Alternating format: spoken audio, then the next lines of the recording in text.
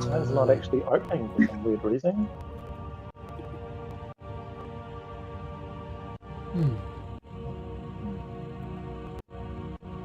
Neither is my D&D Beyond. Well, we'll do this old school. We're in a room that is 20 feet by 15 feet. There is a door to the north, northeast, southwest, southwest, south, but we came through that one. Yep. And as far as we can tell, I don't think we've tried them all yet, but we assumed that they were all locked. Hopefully, Zeph can help us out with that. Yeah, so just... Now that we have charmed him. Yeah, he's under a suggestion spell to give us a full tour. Alright. Sorry, I'm just finding some things in the background that doesn't want to work for me. But that's alright. Yeah, my internet's not working on my computer. I'll be able to get my character sheet up anyway on the line on my phone. I might just try my work computer actually. Sorry guys.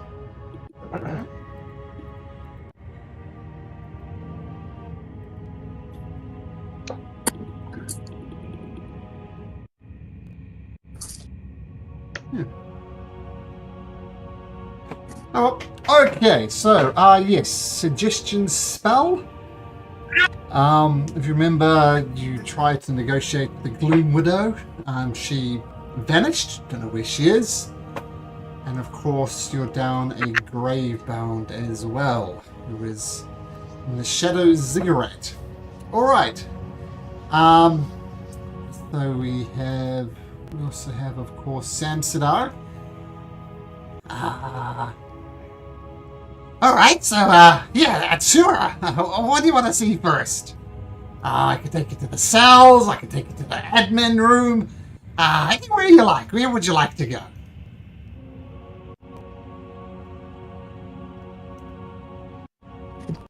So would the admin room have information on those that are imprisoned within these walls? Oh, no. This is what this ledger here is for. Everybody who comes in and out of the Dungeon of Tears gets their name recorded in. And we cross them out as they expire. Which, of course, we don't want them to expire, but some of them just inevitably do. I'm going to leaf through the latest entries to see if there's any names. Is it a language that I can read? It's in Infernal. Can you read Infernal? I can speak it, so I assume that I can read it. Yes, I think that would be a fair assumption. It's all very boring, just names. The thing you notice, though, is some of the residents are children. There are children being kept here as well, like 9, 10, even younger. So there's children here, and there's... So we'll just say the whole spectrum. Up to the very young to the very elderly. But you don't recognize any names, no. Okay, alright. So does the administration overlook the compound or the cells? Well, this is the list of everybody who we currently have in the cells. They're not complicated. No, but the administration, does it have views over the cells? Well, maybe it's best if I just show you. Give me a second. Yep. Give me a second. I'm gonna lock this door. All right. Come this way. And the Gloom Widow appears on the other side of the door. And she says, Zap, what are you doing? Oh, they're all friendly. We're giving them a tour of the facilities as they requested. And who do you answer to, Zap? Me or these creatures? Both? Look, I'm not sure what you think you're doing, but this is important work we are doing here. It's best if you just turn around and go back the way you came.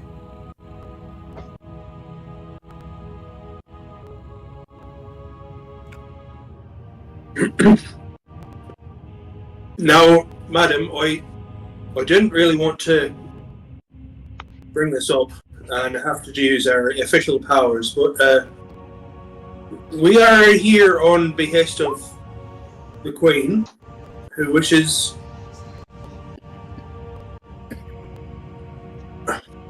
Well, we're not checking up. Just say we're checking in, if you know what I mean. We would like to ensure that everything is flowing freely both ways. You're getting the most out of what's happening in the other prime material plane, and that we can take back to her a glowing report on what's been happening here. This is highly unusual. We live in very unusual times right now. I hope you understand. Well, that is true. Are you the leader of this group? That would be Mr. Torque back here. Then kindly step aside, and this Torque fellow, please kindly step forward.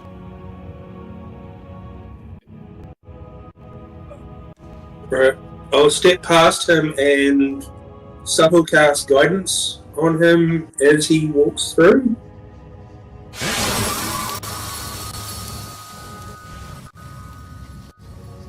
So you're here checking the operations are going well. Well, the rest of you, make yourself comfortable, and I'm more than happy to show Mr. Torque here that everything is in order. Please come with me, Mr. Torque. So I don't just need my experts who have a good eye for different aspects of your operation. Well, please, do not insult me by refusing my request. Please. Look, if you look, all the records you'll find. We have the names, yes, but we have the reasons why each of them is caught here. Look, it's not a trap. Look, and she dances in and out of the room. She moves all around the room. Please, come in, let me show you. You hear her leaning back in a creaky seat. What's her hands up? See? Make me a wisdom saving throw, please, Torque.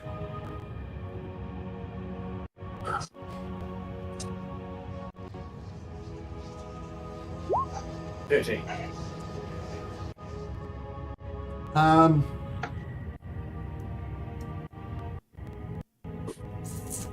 Just gonna whisper something to you, I Torque. have guidance on that as well. Not for saving throws. Not for saving throws. Right. Yep.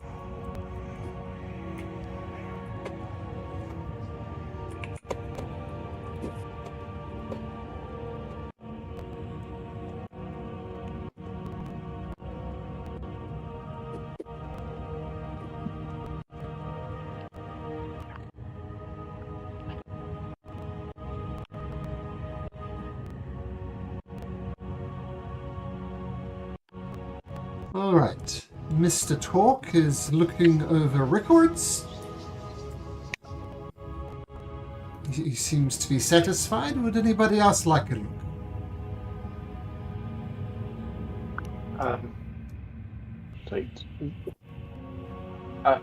I look over at Pastor Timothy and saying, is Master Torque coming back? Oh, he's looking at the records. Wait. Looking at the records right now, Well, as we yes. speak. Look, cards on the table. The ledger you see before you is a list of names, which is almost a shout back to the old days where this was just a boring old prison for ne'er-do-wells. We have a contract with Queen Athena about reasons why certain people are being taken. Not just who is taken, but reasons for their taking. Most of the time it's, for treason and things like that, but some of them are a bit more extravagant than that. But perhaps come join me in Master Talk, please. Maybe you, Mr. Bales. I look over at Pastor Timothy and then follow.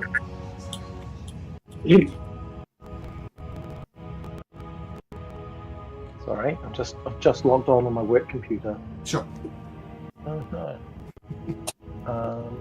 Sweet. Yeah. Where have you gone? You've gone up the back here. Oh, yes. Yes. And as I said, for talk, he's in the back room. But look, see, no traps, no daggers are going to fall out, and she kind of dances around the room. All perfectly safe. Please, come inside. Make me a wisdom saving throw, please, Bowson. Wisdom saving throw, here we go. Oh, I don't have the thing there. I rolled a 17. I need to install the cookie. But I rolled an 18 minus 1. 18 minus Not the cookie, install the add-on. 17. 1. But did that come through? No, it didn't. No.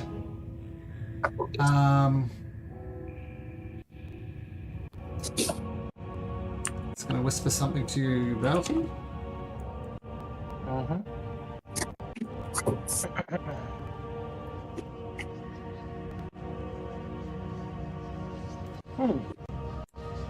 Oh, yeah, look, there is some type of complications. There's a names that Master Bowson has recognized, and there's he seems very concerned about it. Someone you know, someone important.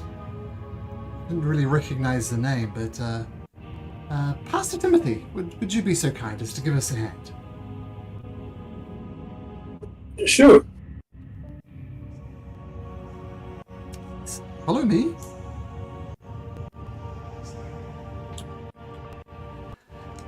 They're in the back room. The office is behind this.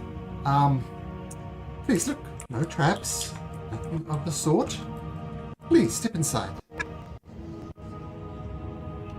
Oh, after you. This room. Yeah, look, no traps.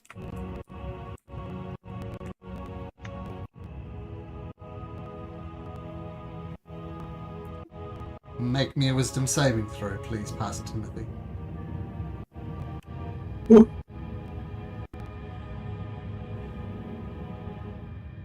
Oh.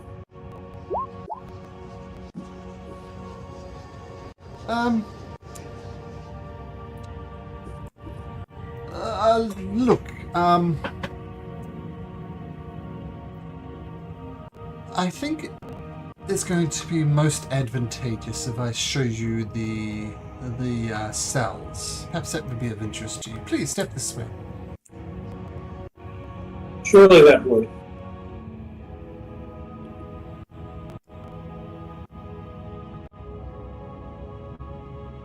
Please follow me. The lighting's a bit weird here. Just a sec.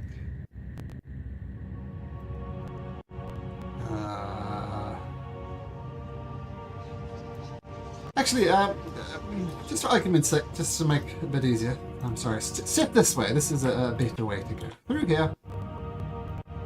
And she opens the door. Steps through. Opens this door. Opens this door. Now, as you can see, she steps through, asking you to follow. Was I expecting to see Belson and Torque? I don't know. Were you?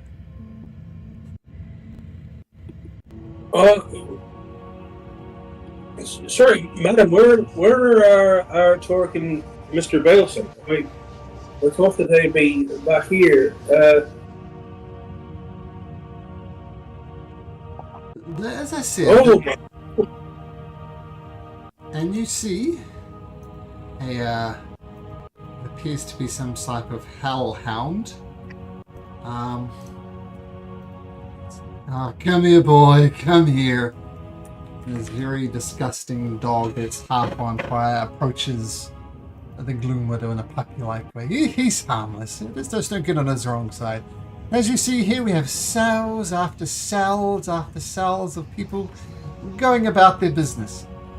And all you hear is some people are just weeping, some people are crying, some people are moaning, some cells are silent. You're not quite sure what's going on, but there's a lot of, shall we say, misery sounds coming from this. Well, it seems that you're running a fairly tight ship here. One thing the Queen is very interested about is whether there is some way to maximize suffering even further in this place. Would you mind showing me one of the cells here? Pick one at random, or if there's one that you think is very special. Oh, I'm sorry. I've been in dreadful health. Follow me if you like. We've got to invite your friend over here. Would you like a tour, good sir? He says to Hector. I would have been rather content staying with Samstar, but if I'm going with Pastor Timothy, I see no issue. Now, I know Pastor Timothy had some concerns about Balson and Torque. Would you like to see them to get some reassurance? We just threw this door up here. Once again, no traps. Just in there, Riley. Samstar, would you care to come with me, Samstar? Of course. I'm gonna grab onto Samstar. Sure. What are you doing? Just so we don't get lost. You know, so bad with directions I am. Hector, make me a wisdom saving throw.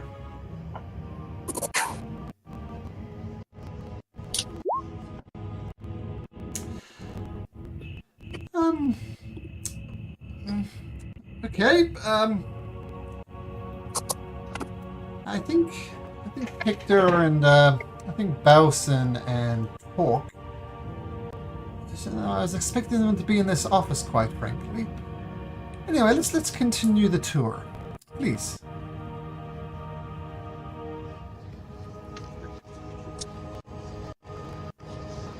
Actually, Pastor Timothy, would you be so kind as to join us, please? Surely it would. Through this way? It's the way you came in.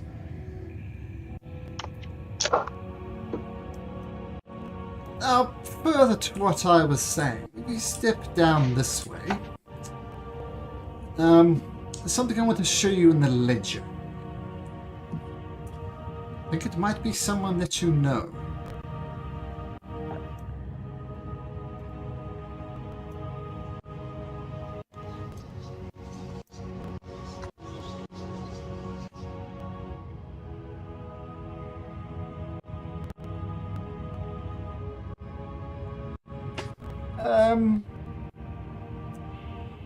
You requested some information on how things are run efficiently.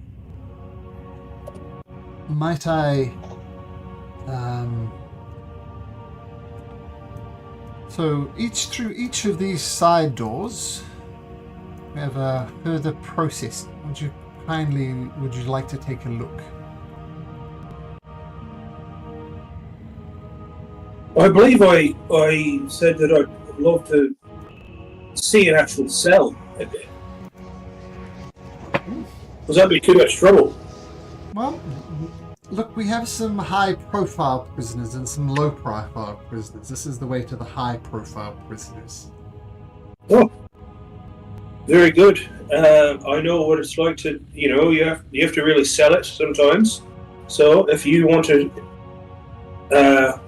show yourself in a good light to the Queen, I can appreciate that. Roll for after you. Initiative, please.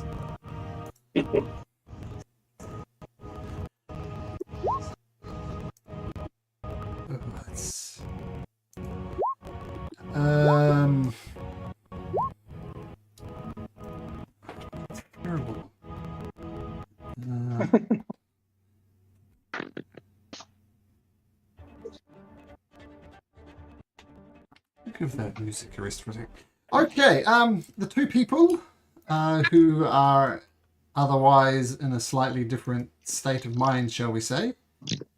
You two can roll initiative if you like. We have. Okay, cool. And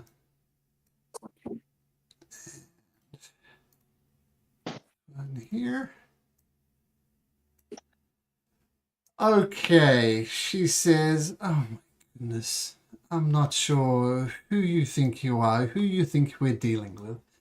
Queen does not do status updates. She sends me souls. And you, my dear, are a damn fool for believing any word I said. And, the door... An invisible hand reaches out through the bars and is going to take an attack, a prepared attack against you. You don't see it so much as you feel it. It has the invisible condition, so you don't quite see the attack coming, so it's going to have advantage on this first attack. And you feel just this ghostly hand come and grab you and smashes your face back into the bars. So this would be at advantage, and a 23 for 11 points of bludgeoning damage as it just smashes your face right into it. And that will be that. And the Gloom Widow says, you damn fool. But I achieved what I wanted to, divide and conquer and all that. And she is going to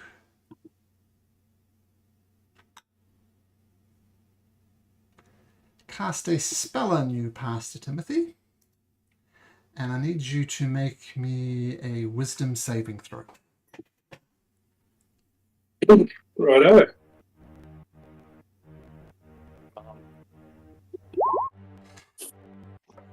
That's a pass. Okay. She says, you are quite the slippery one. No mind. And she takes a couple of steps back. Pastor Timothy, you can have an attack of opportunity if you like.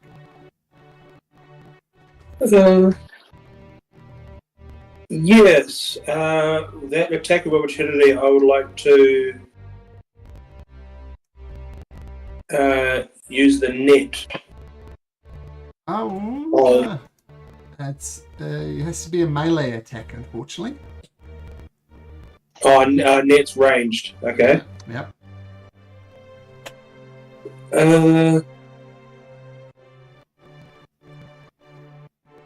I could give her a bit of a dagger.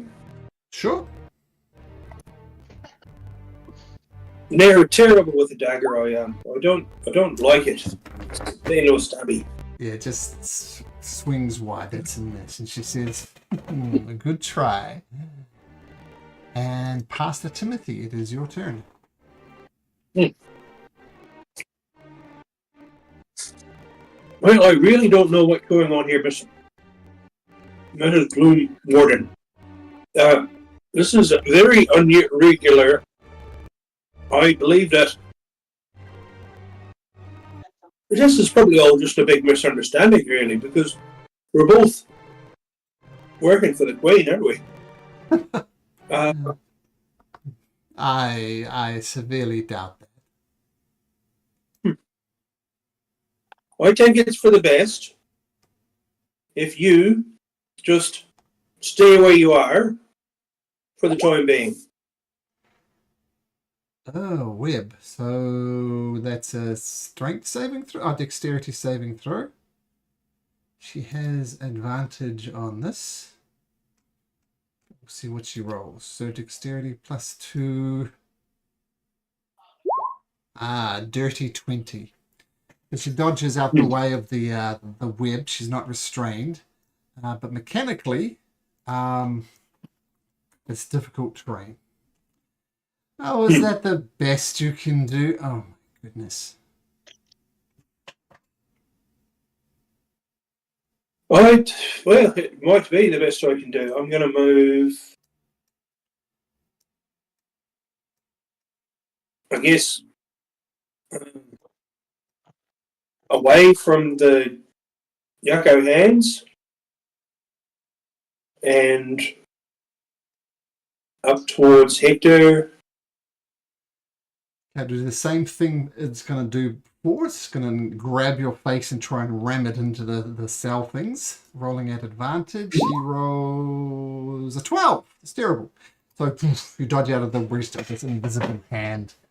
As you dash up near Hector, you hear the sound of another hellhound, or a different hellhound, the one you saw before you, start galloping its way towards you. Right up the top there, but that'll be it. And Sam Sadar says, my goodness, we're in a spot of bother. What's the play here? Where the hell is talking Baleson? Timothy, Hector, tell me, do we attack the hag? Do we look for our friends? What do we do? That hag is behind all of it. We give her a good smacking, and then we figure out what's going on. All right. Steps forward, brings out his sword, and says, oh, I recognize your type. I know what it is that you... Oh, I can do a spell?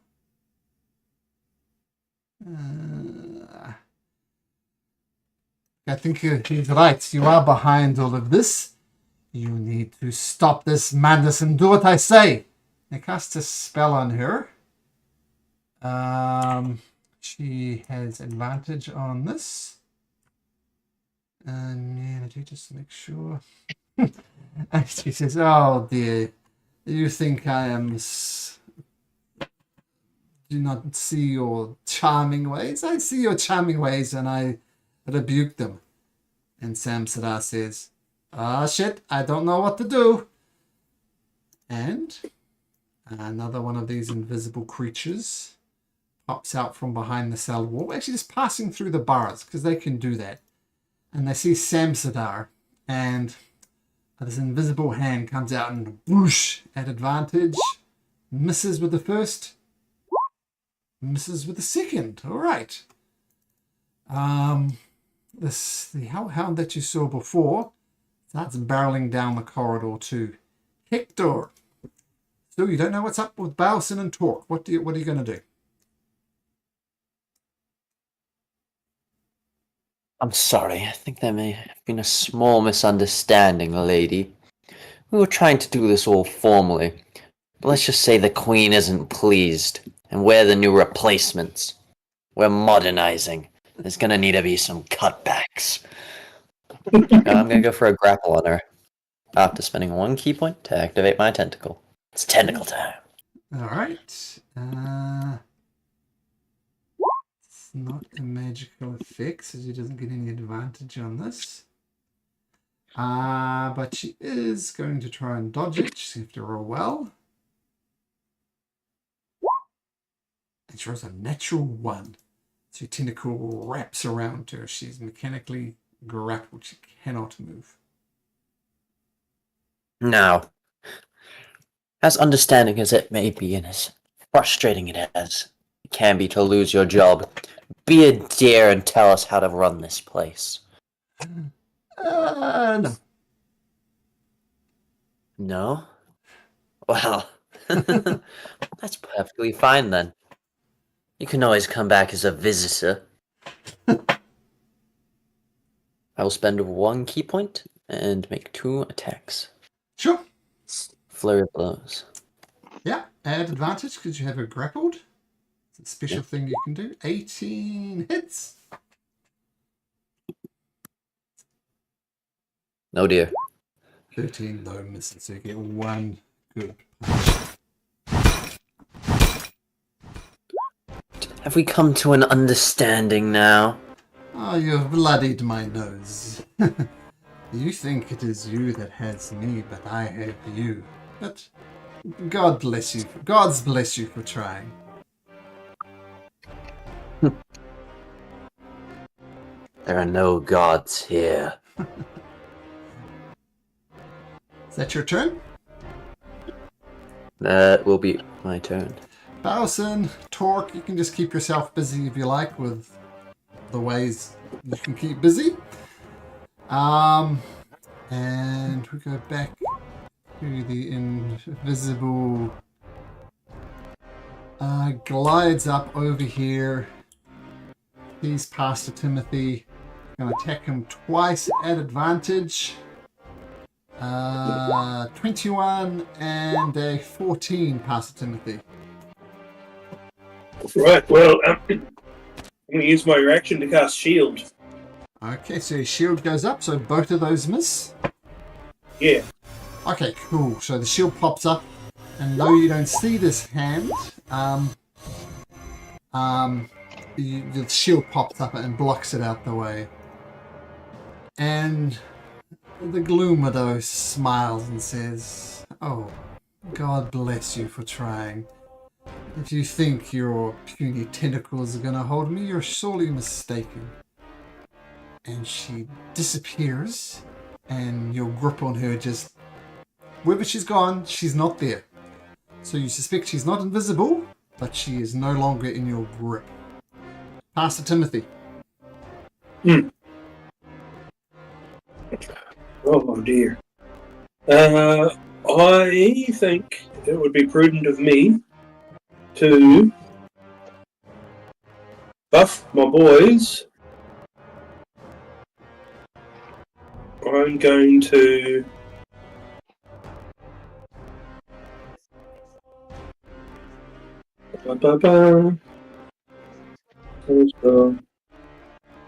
Okay, Google.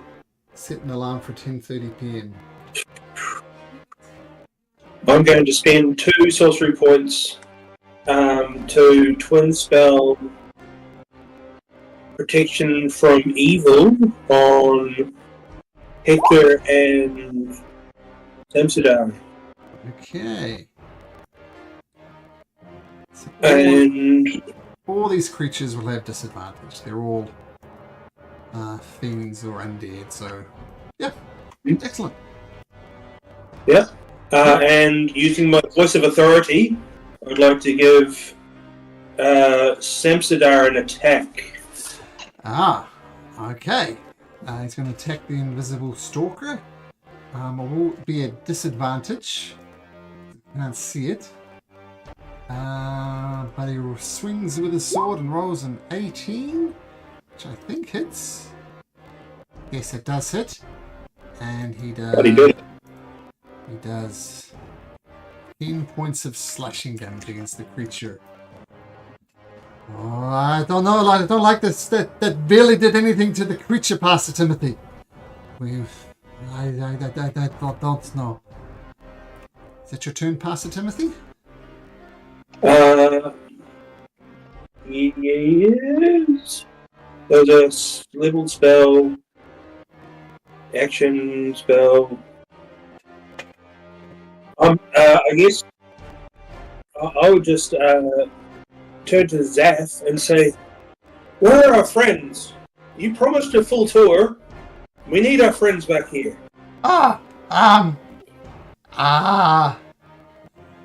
This is all a bit confusing. Look, but you're doing good. You're a tour. They went into the polymorphic room, of course, didn't they? They're probably little mice at the moment. The polymorphing room. Well, point us in that direction. Well, not so much a room, more like an area. So if you go in there uninvited, if you go in there and you're not on the pre-approved list as I am, then you get turned into a mouse. I suspect that's what happened to them. Ah, This is through this door up here where they went in. right. Well, I guess I'm going to have to chance an opportunity attack while I still have shield up And which door is it? The one on the right. Technically, you don't have shield, so it happens to the start of your next turn, I believe. So you'd have to you can recast it if you like. I think shield lasts until your turn. Until the start of the start or end of the next turn. Yeah. That's Yeah. I don't Yeah, know. Well, let's see if it gets close hitting you, and we'll worry about 22. So you might want to look up that shield spell, see if it's at the beginning or the end of your turn. Yeah, no, it's here. It's at the start of the next turn. So your shield's down, you have to recast it to avoid the hit. I'll take this hit. Okay, you can. You'll be doing a concentration check. Do you still wish to take the hit? No, okay, I don't want to take the hit. No, yeah. Okay, so shield goes up. Okay. And once again, this invisible hand misses. And you rush up to the door. Now, you would notice that you've been into this room and you did not get turned into a mouse. So that's something. Ah. Okay. Because you rolled well enough on your saving throw. Okay, and I think that's your turn. Zeph says, this is confusing, but hello, puppies. Tell you what, I'll open the door for you so you don't have to do that. And Zeph, that'll be Zeph's turn. Now, the Hellhounds.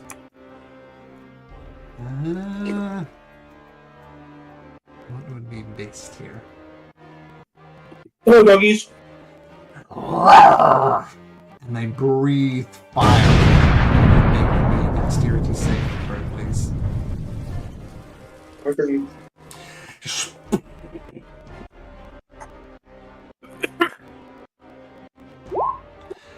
That's a success. So take half of 66. Half of 66. 6d6, but I rolled quite well on that 6d6. So take 12 points of damage and make me a Constitution saving throw. Yep. Love a con save. Looking for a DC 11, actually. No problem. Natural 20 comes through. Sam Sadar says, I guess it's you and me, Hector. Let's take out these creatures with the protection from Pastor Timothy. And he is going to swing his sword twice. Once, twice. At disadvantage because he can't see them. And he'll hit both times. Good roll, Sam Sadar. And he does 19 points of damage. Okay. The Stalker next to Samsadar is going to hit him. It's going to be a straight roll. Advantage because it's invisible. Disadvantage because of the curse. He rolls an 8. That misses. Make me another dexterity saving throw, Pastor Timothy, as the second puppy breathes fire at you again. Oh. You will take damage. It's a question of how I love the damage. You take 20 points of damage. Now I'm down. Boom. Pastor Timothy falls down. Concentration goes down. Hector and Samsadar, you're no longer protected from evil. Hector, what would you like to do? Master, no! I'm gonna spend 1 key point to activate Step of the Wind, so I now have 90 feet of movement.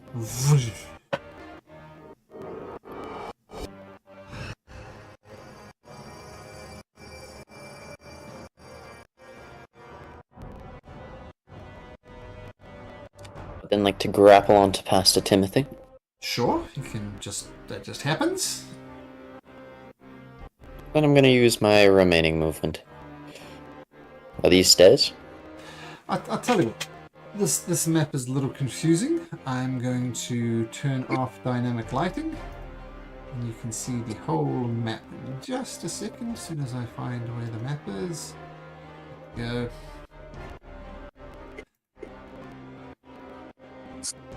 Boom. So these are stairs that are leading down into the main chamber. So if you want to drag him through that way, you can absolutely do that. Pretend there's stairs I'll leading drag to him. a slightly lower level. Yep. Drag him 30 feet that way then. Okay. Where'd that put us? Sure. Feel free to go along for the drag, Pastor Timothy. Yep. In dragon.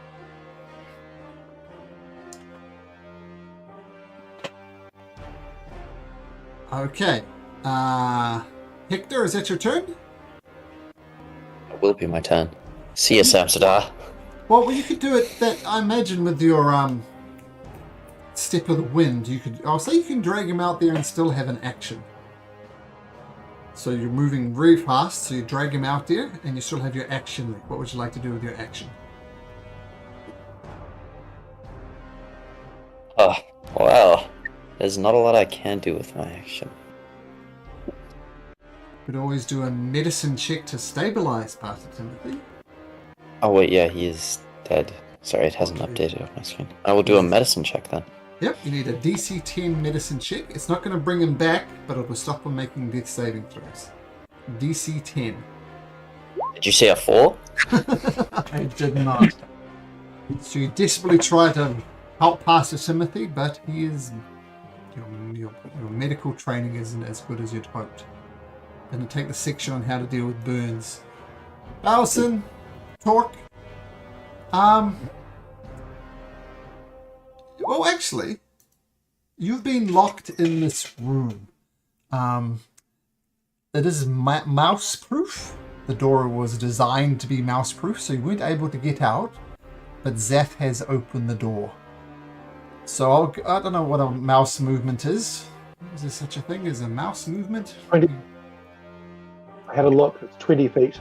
Okay, so you can use your action to move up to 40 feet if you scurry out of here if you want. I'm going to try and scurry.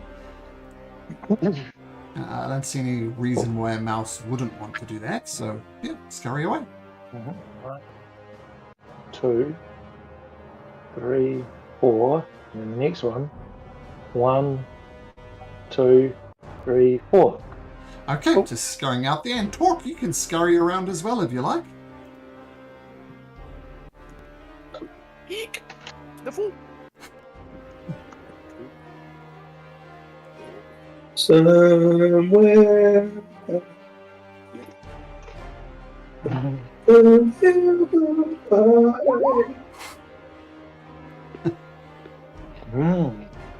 A Torque, moving there, taking the dodge action. Okay, cool.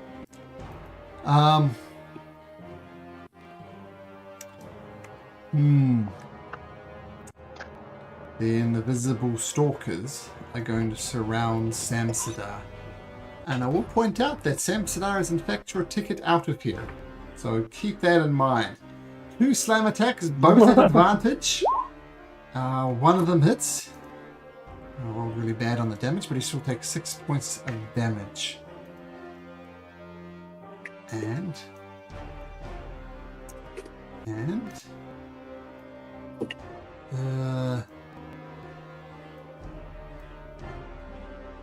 the Gloom Widow reappears here and says, "Excellent, already one of you has fallen, another one's running away. Please do me the courtesy of not dying. Just bleed out and lose consciousness. It'll be so much more fun that way." And that will be her turn. Pastor Timothy, make me a death saving throw by typing that into chat. Yeah. Yeah.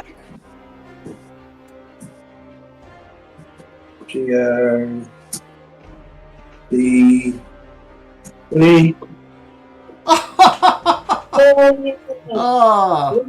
Pastor Timothy, explain what happens. After being dragged by Hector up the stairs, boom, boom, boom, boom, boom, boom, boom, just the tentacle around his neck He splutters. What is going on here? Oh, Jesus. I was having a good rest. Yes, you're on a natural 20 Natural on the 20. death saving throw. And that technically happens at the start of your turn. So, Right. you have your full turn in front of you. What would you like to do?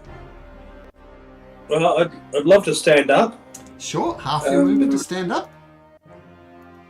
And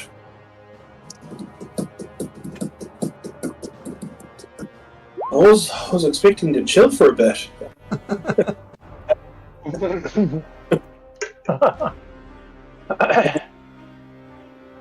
I turned to Hector and said, "What's going on? What are we doing here? What's the plan?" There's a tactical regrouping. Right. Where's everyone else? They're upstairs. Is it as bad as it was when I was upstairs? Is it? A bit worse. I kind of abandoned Samsadar, but I'm sure he's got it handled. That man's our ticket out of here, in case you haven't remembered that. I remembered that, but I'm not leaving without you. I'm going to cast a third level healing word on myself, because, why not? If you're a cure wounds, you want to use your full action. That would do a bit more healing. I don't have cure wounds prepared. Okay, we'll take the 10 hit points then. Yeah. I'll take the 10 hit points, bonus action, and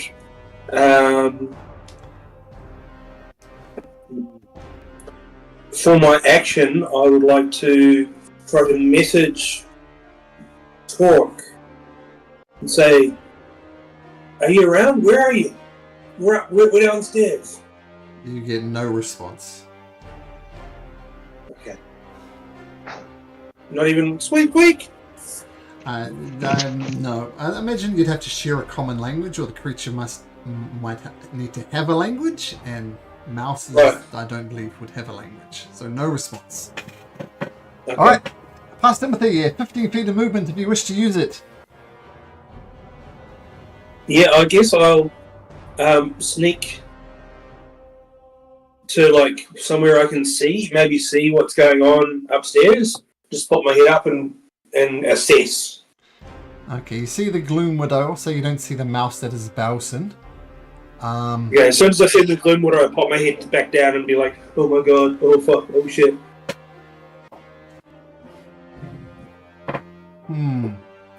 Alright, okay. Well, let's just roll to see if they get their breath weapon back. They don't.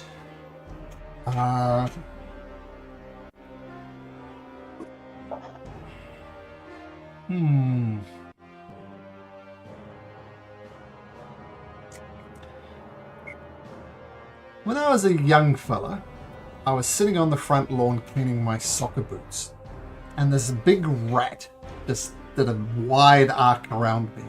My little dog chased after it and grabbed the rat and snapped its neck just as I was cleaning my soccer boots. So I'm thinking, what would a hellhound do if it saw a mouse? Would it go for the mouse? Could do. Depends on how well trained it is, I guess. Right. Some hellhounds are very prey-driven. Some hellhounds are very food-driven. You need to figure out what the drive of your particular hellhound is. Well, I'm also assuming it's... yeah... Let's say roll a 1. It's going for the mouse. Okay. No, you damn fool dog! Don't attack it! That's the last thing you'd want to do! It's going to go bite.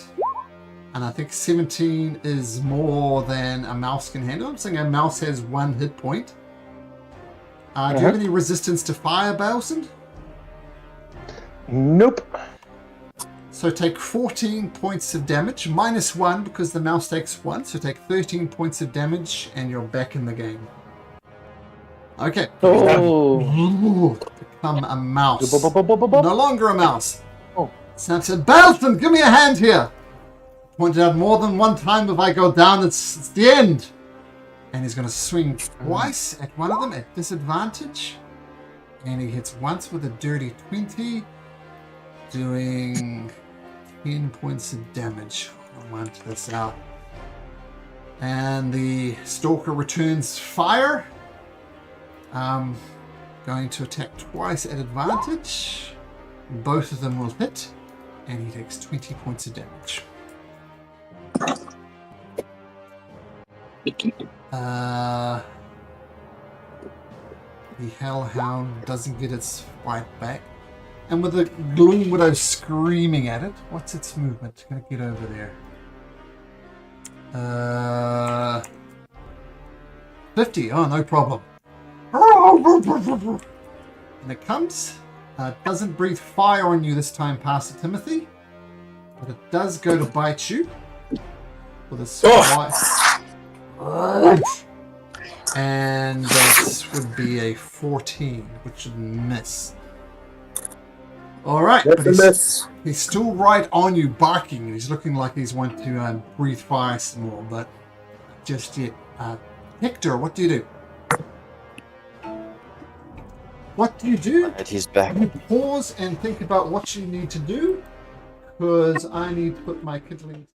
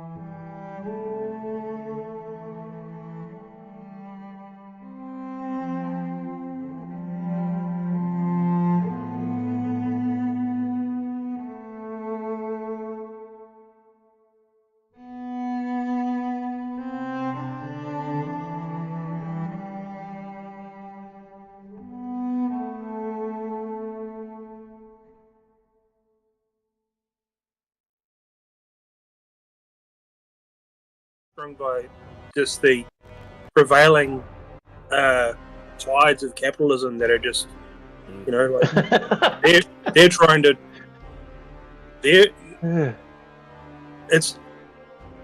It's their fault, but there's a larger thing going on, The beast that the capitalism they're trying to feed. Well, I don't know. If they, I just find it funny. Yeah, that all these government positions are getting these pay rises, except for these government positions. True. As a last thing before Malcolm gets back, I'd like He's to back. maybe mention that hellhounds might not be able to open doors. Oh. Interesting. What would Hector like to do in this moment, though, as a hellhound descends on Pastor Timothy? Butt down. I'm gonna waddle my way over. Waddle. Like Time to Squidward? commit murder! I'm gonna grapple onto him. Okay. Oh. Yes. That's what you like to see. Nah. That's what you want to see. You're I got a Yeah, 20 and a 19. Nice. He rolls at 17, which is pretty good, but not good enough compared to Hector, as your tentacles wrap around this creature's movement is 0. I'm going to spend 3 key points. Whoa!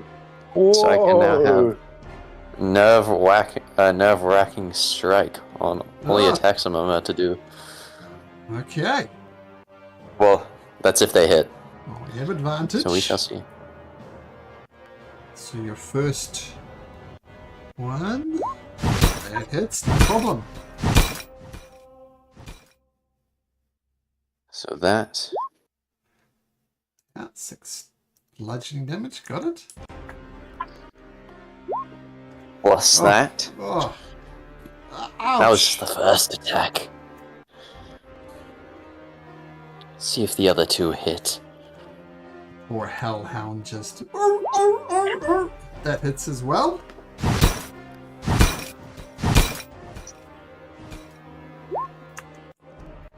You get another Plus nerve-wracking this. strike. Alright. Oh, not so good. That's the hellhound is getting beaten up. And one last attack. Oh wait, I'd have to spend a key point. What's one more key point? Sure, I won't need them for later. Oh dear. Oh, the last one misses. The puppy took a real beating. Hit, boy. And, is that your turn, Hector? It's a good turn. That'll be my turn. Balson, you feel the irresistible urge to twitch your nose. And you do, but then you realize you're a Balson and not a mouse. What do you do?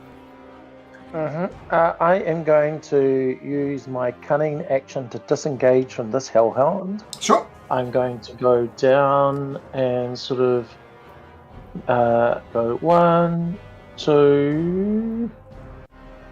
I'm gonna go 3, 4, 5, 6 to here, and rage, and then hit this guy with my short sword. Yay! Recklessly? Oh, Here's my action. were you going to shut the door on your way through, or? Is that a free action or is it an action to shut the door? Free action. You only get one free action, but you can shut Oh, the door yeah. if you like. Okay. Oh, I'd love to shut the door, thank you. Door is shut. And yeah, here we go. Taking my attack. Is it? So can I see this one at the moment or not see it? You can see it. It's invisible, but you know where it is. So if you attack recklessly, it'll be a straight roll. So It's going to get advantage against you anyway. I'll do so it reckless. I don't see why you wouldn't. Yeah, I'll do reckless then straight roll. Okay. Boom. So swinging at this A creature. 21. 21 will hit. And And yes, you can my do short sneak. sword plus 3. Do I get sneak? Yes, Oh, Samson 'cause does. is it just... I don't know. Hold on, Since I I'll just go certainly back to it. attacked it. Yeah, I but know, yeah. exactly, but I'm just like... Because I had disadvantage against it. Damage to one creature you hit with a... You don't need it if another enemy... Yeah, no, and it says... And you don't have disadvantage on the roll. So Okay. did I make it a straight roll? Did that You make did. it a straight roll then? No, it's any type Yeah, of so that's fine. disadvantage. No, I think it's any type of disadvantage. You did have disadvantage on that roll, and you had advantage. But then I made it... Oh, okay, so is that the ruling, or did I Yeah. make it a straight roll because No. of it? That's how I've always Okay, read it. Any sweet. type of disadvantage. Yeah, that's what I presumed. Okay, Okay, still so got 8 8 points of plus- damage. 8 plus 2? No, I do 10. I raged. 10. Okay, I do give it- 10. Give it another 2. It is slowly being worn down. Okay, rushing forward, attacking, raging. Fantastic. Torque! You have an irresistible urge to twitch your nose, and you do. Sweet, sweet. Right. 1. So I think, what would you do as a 3. mouse? I think it's a nibble attack. I'm going to bite this creature to myself. I don't know what the attack roll is, so I'm just going to roll some dice, and you can decide what Sure. the attack bonus is for that. Natural! No, Oh. not a natural 20, but pretty good. That's got to be at least a hit point worth of damage. 1 hit point worth of damage. Right, there we are. Take that. She barely notices. You still have, don't forget, you still have guidance on you. Not that useful at the moment, but you still have guidance on you. Alright. The Stalker is going to go for Samsadar again. 2 attacks at advantage. Boom, boom. 20 and a 15. One of those will hit for 8 points of bludgeoning damage. Samsadar is a strong guy, but he's getting beaten down. The Gloom Widow. Get some action.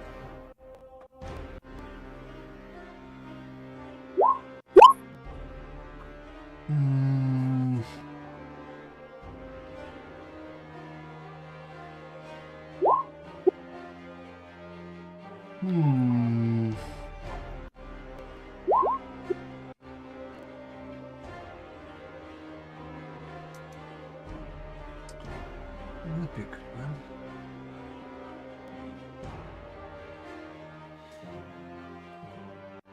Okay, she points a sickly finger at Bowson, and she's going to make a spell attack roll. Can she see me? I shut the door. Oh, you shut the door. Oh. Shut the front door. She's not going to do that. That would have been I was going to cast Ray of Enfeeblement on you, so your attacks would do half damage. Oh, yeah, okay. I'm already lost a little bit of strength earlier this morning. Well, that would have been good. Instead, she...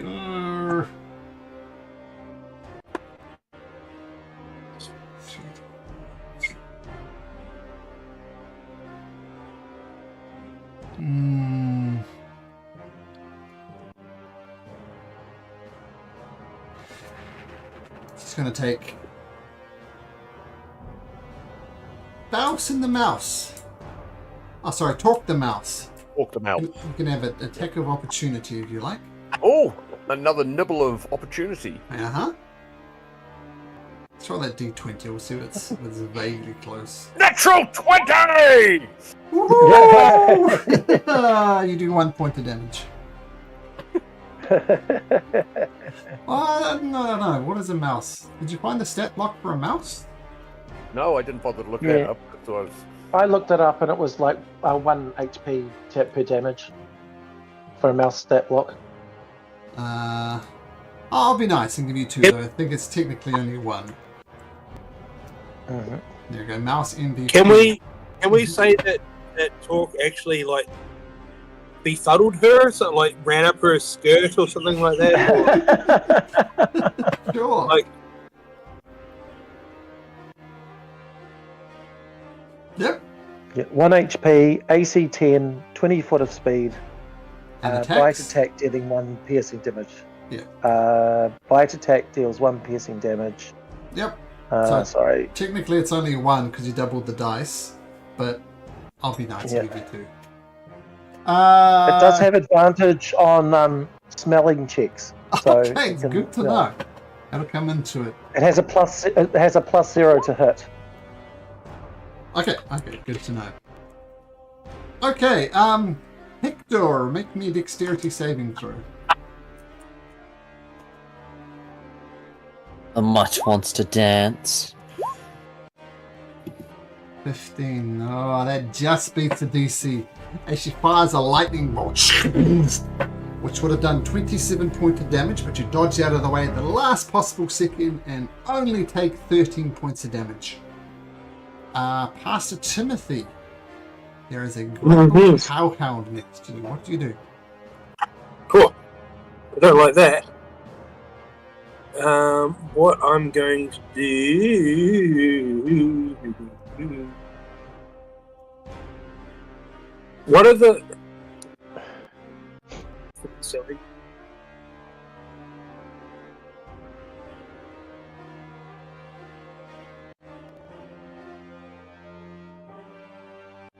I would like to...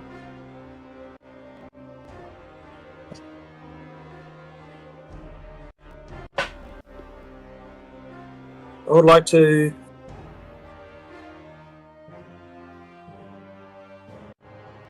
cast a first level healing word on Hector, Okay.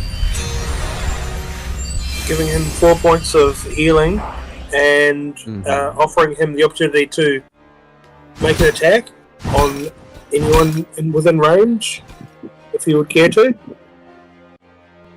Want to play fetch, dog? No, we'll give you that psychic damage thingamajig you did as bonus damage if you hit, because you do hit. Your normal bludgeoning and you throw that psychic vicious thing, whatever it was, on top of that. So 8 for that. And The nerve damage thing. nerve damage, there we go. Nerve-wracking strike.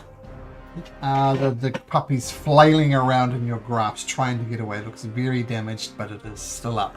Okay, Pastor Timothy. That's your bonus action, I think. Bonus action, yes? A bonus action, and for my action, shocking grasp. Shocking grasp of 13 misses, unfortunately. Okay, well, that's that. I'm chilling in the cut. Actually, I guess I'll move around to here. Sure. Yep. Okay. No problem. And I notice a small house next to me. You do. Hey! Look at you! Zep comes out and says, oh, friends are taking friends. No, no. And he retreats back. The other Hellish Hound does not get his breath weapon back.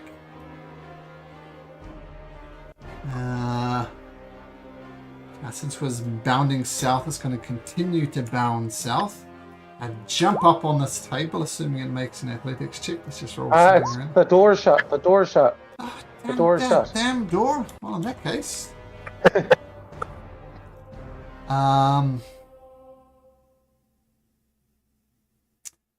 1 to 3, it's Pastor Timothy. It is Hector. Did it get its breath Nothing weapon? for the mouse.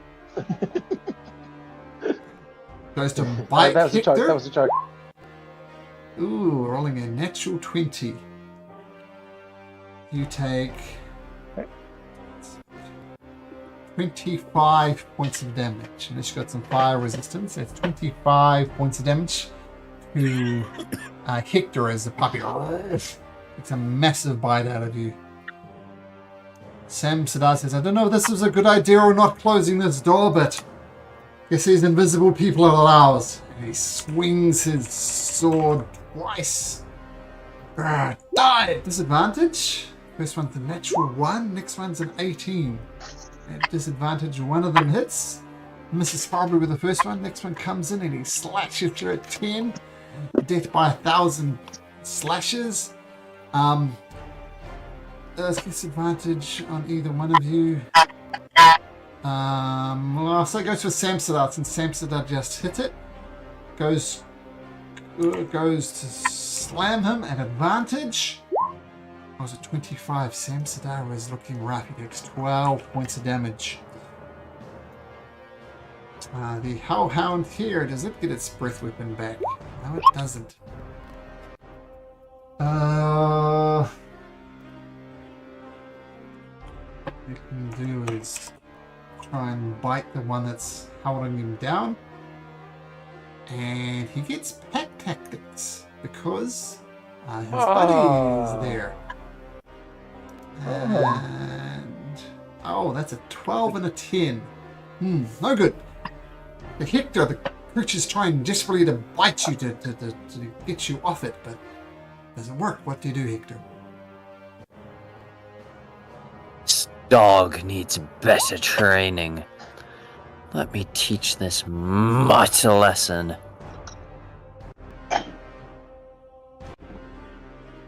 I'm going to drop my grapple on it and go grapple the one next to me. Okay. Ooh. You love to see it. Blah. Okay, it was 19, which is great. But not great enough as your tentacle wraps around this guy. Time to put this doggy on a leash.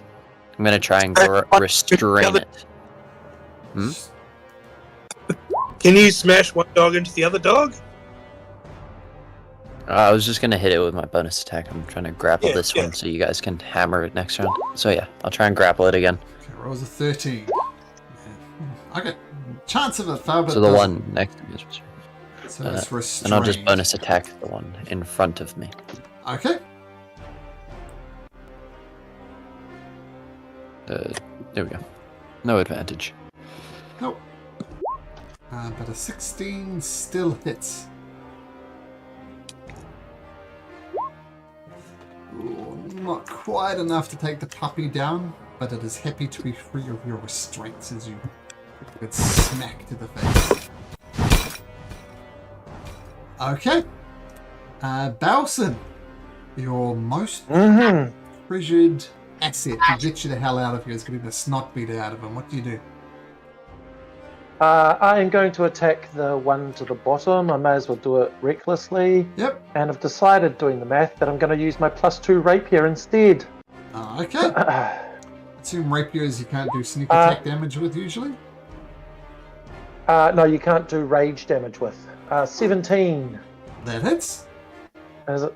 Yeah, cool.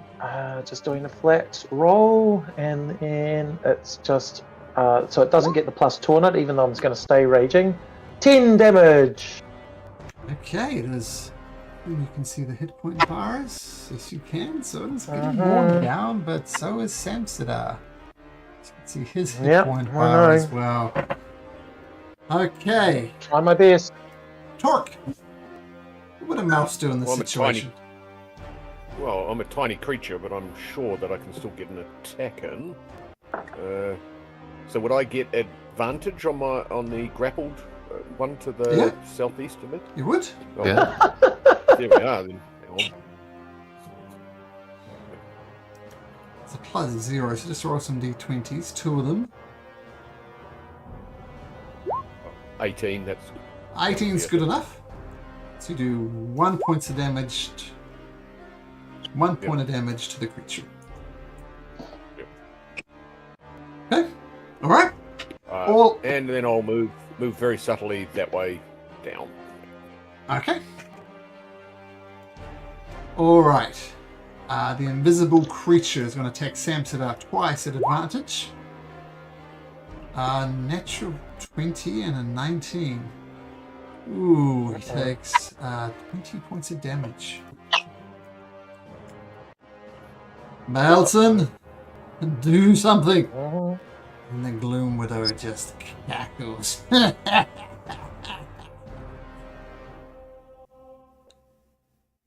Wait, you're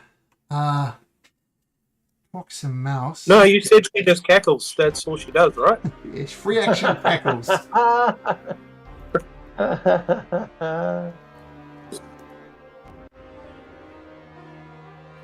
Hmm.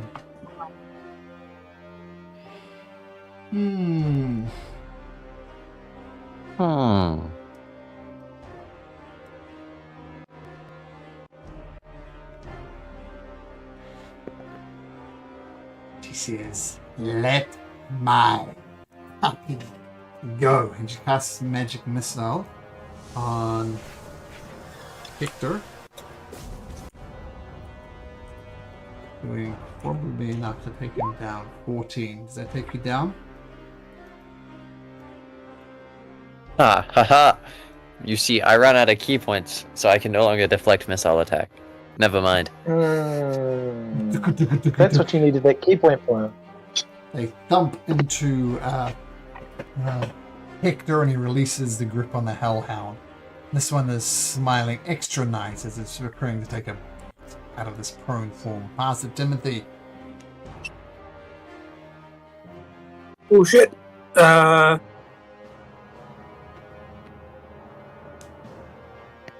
Gotta bring Hector back up, please. For 3 hit points of healing. Technically, you're prone, but you can attack one of these Hellhounds at disadvantage if you like, as consciousness returns to you with past Timothy's special ability. Damn dogs.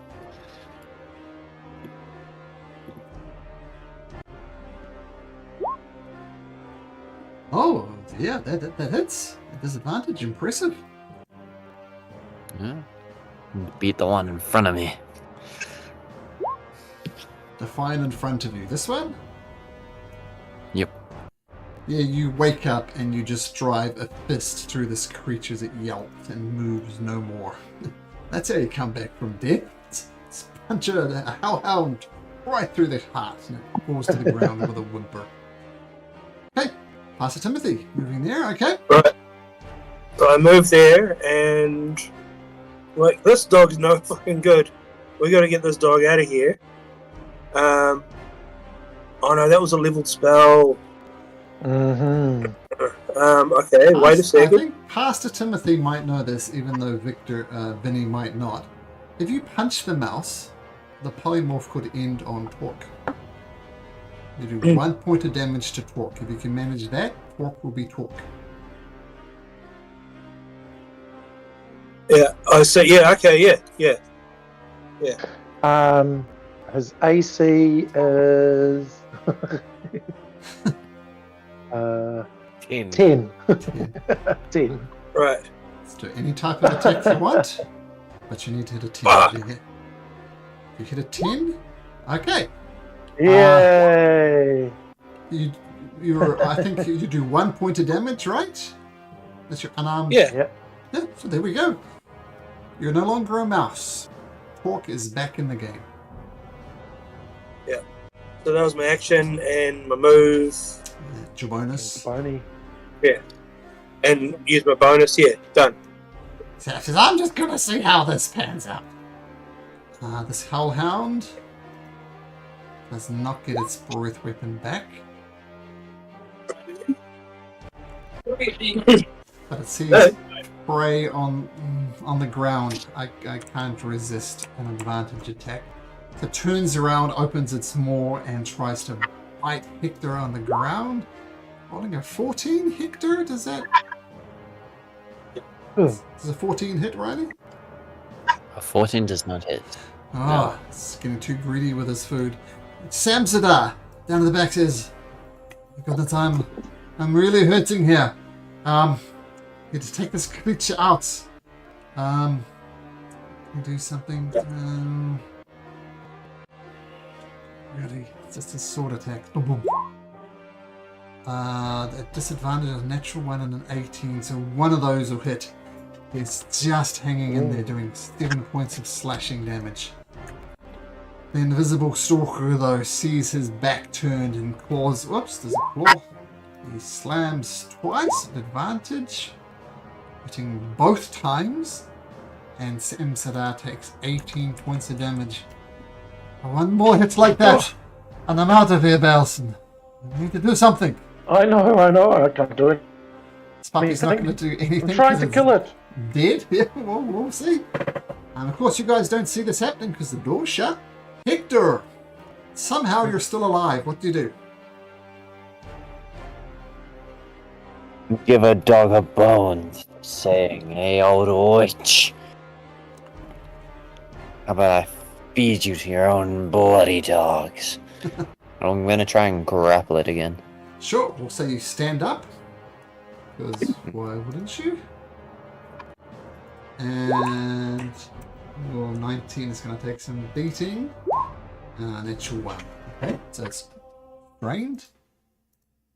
The other one. Yeah, just grapple. The scrapple, yep. And now try and restrain it. It rolls a dirty 20. Ah! That's not enough. Okay, the puppy is restrained. I'll just give it a little slap. Okay, at advantage. Your tentacles wrap around it and hold it tight. Yeah, good. This come out. This will be at advantage. Oh dear. Oh, ooh, yeah. Grapples were good, it was not. That misses. That'll be my turn. Okay, Bowson. Oh, there's problems all around here. What do you do?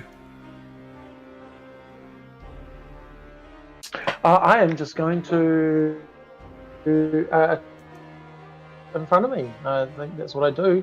Sure. Continue my rage, continue my recklessness, Sure. and here we go.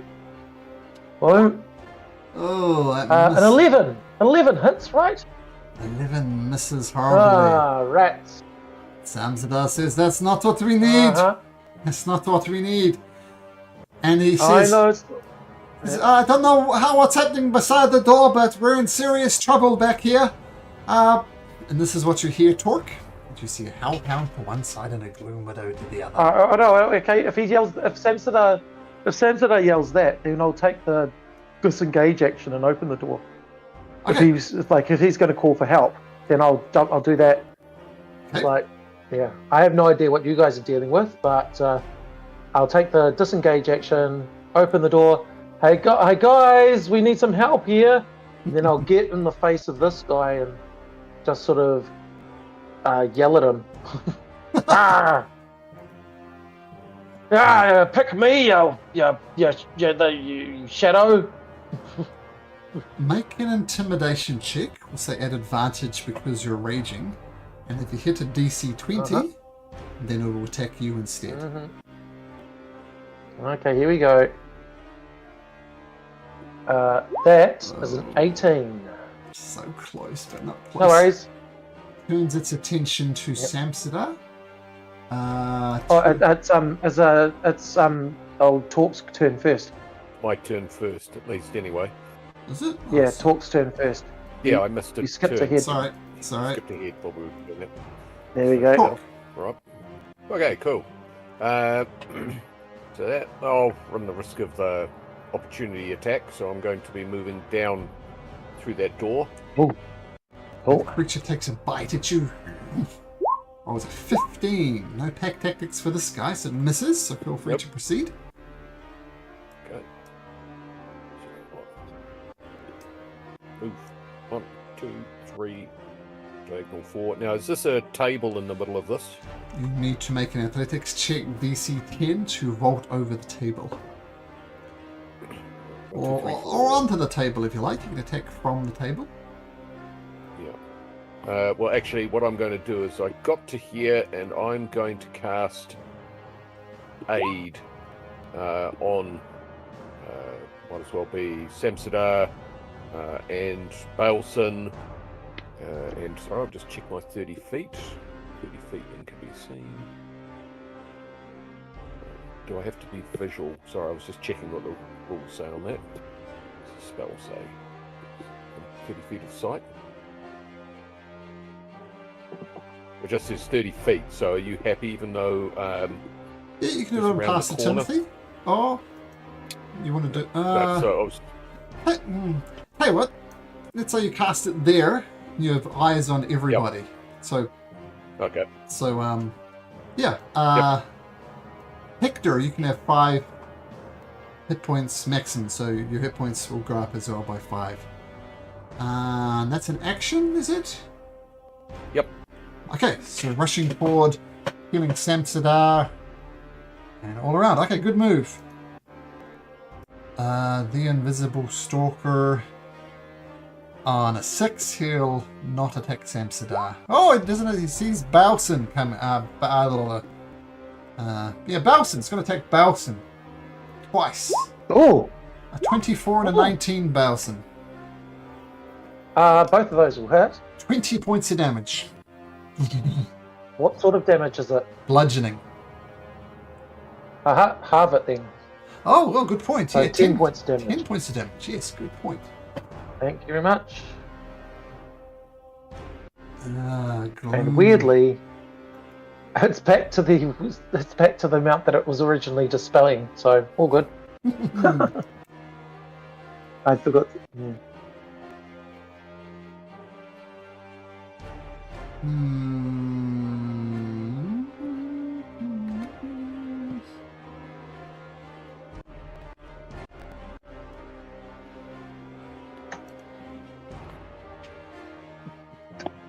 I know what I like to see. Some of these children here, they seem scared, so I sing them a gentle little lullaby to lull them to sleep. And she casts sleep. And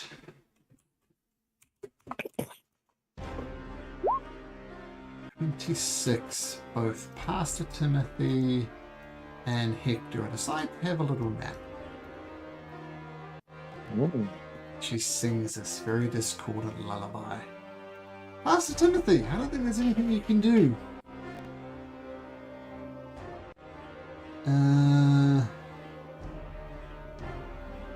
Each creature affected to the sleeper takes damage or someone uses an action.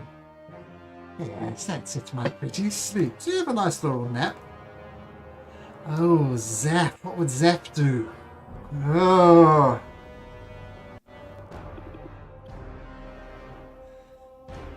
I'll give this 50-50. Depends on whether he like. Oh no, Pastor, you charmed it, didn't you, Pastor Timothy? That was you who cast the spell on him.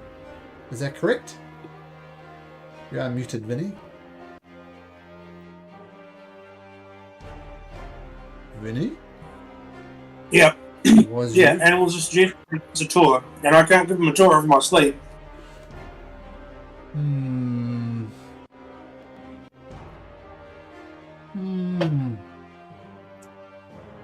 Malcolm, don't roll a 6. Master Timothy! Look, I haven't yet shown you the gallows. Wake up, you damn fool! I was having a lovely dream that we were all kind of in peril of dying. Oh dear. The gloom window points at Zap and says, "You are dead." Right, so this is Zap's action to wake you up. This Howlhound will not get his breath weapon back. And we'll go and... Okay, it's not grappled. Can't grapple in your sleep. It's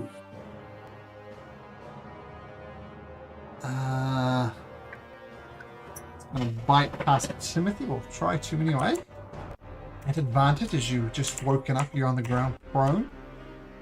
Goes to bite you. And a 14? No. Oh. No way. Alright. Samta says, Talk, I'm glad you are here. Let's take out these creatures.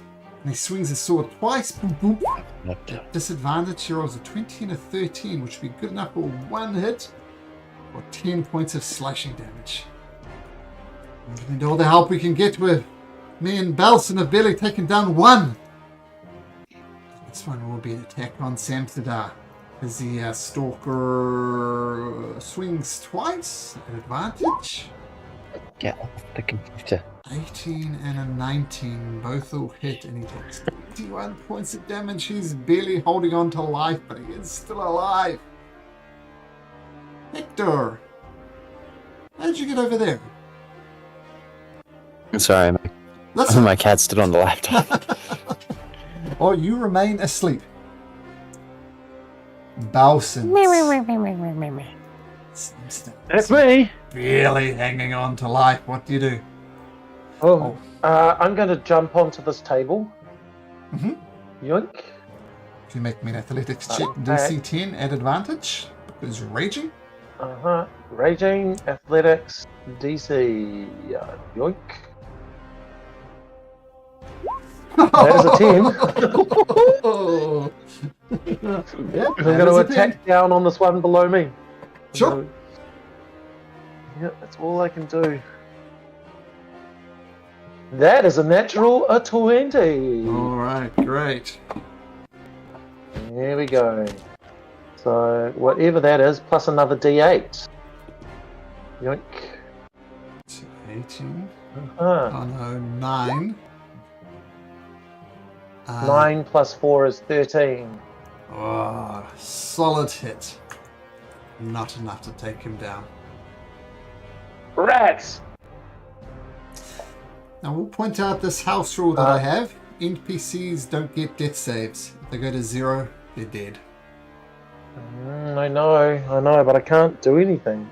Okay, what do you... Can I do anything? Can Torque do something? Yep. Well, I will. Mentioning of the cat has frightened me, but I will lay hands upon. Aha! Okay, how much? Well, I suppose we'd better be generous with this. Features. It's 5 times your gonna level. have. Yep. So I'm going to give him 15 points. 15 points sounds like that might. What you got there? Not much. 15. Okay. Thank you, Torque. That is good. But oh my god, that's going to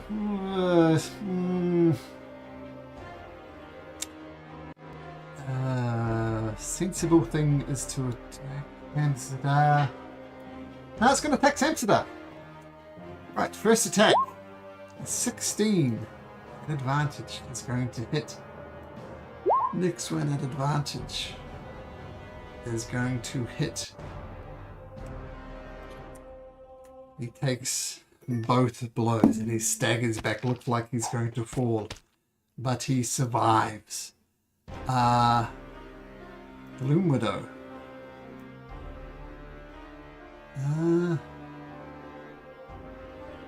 She...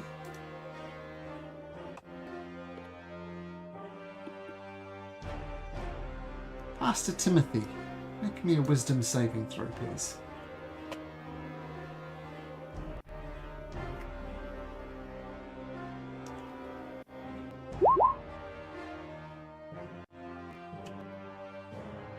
Yeah. You see these guys, they're mucking around being a mouse. You think that's a great idea. You turn into a mouse. Oh, no. Pastor Timothy, you're a mouse. What do you do?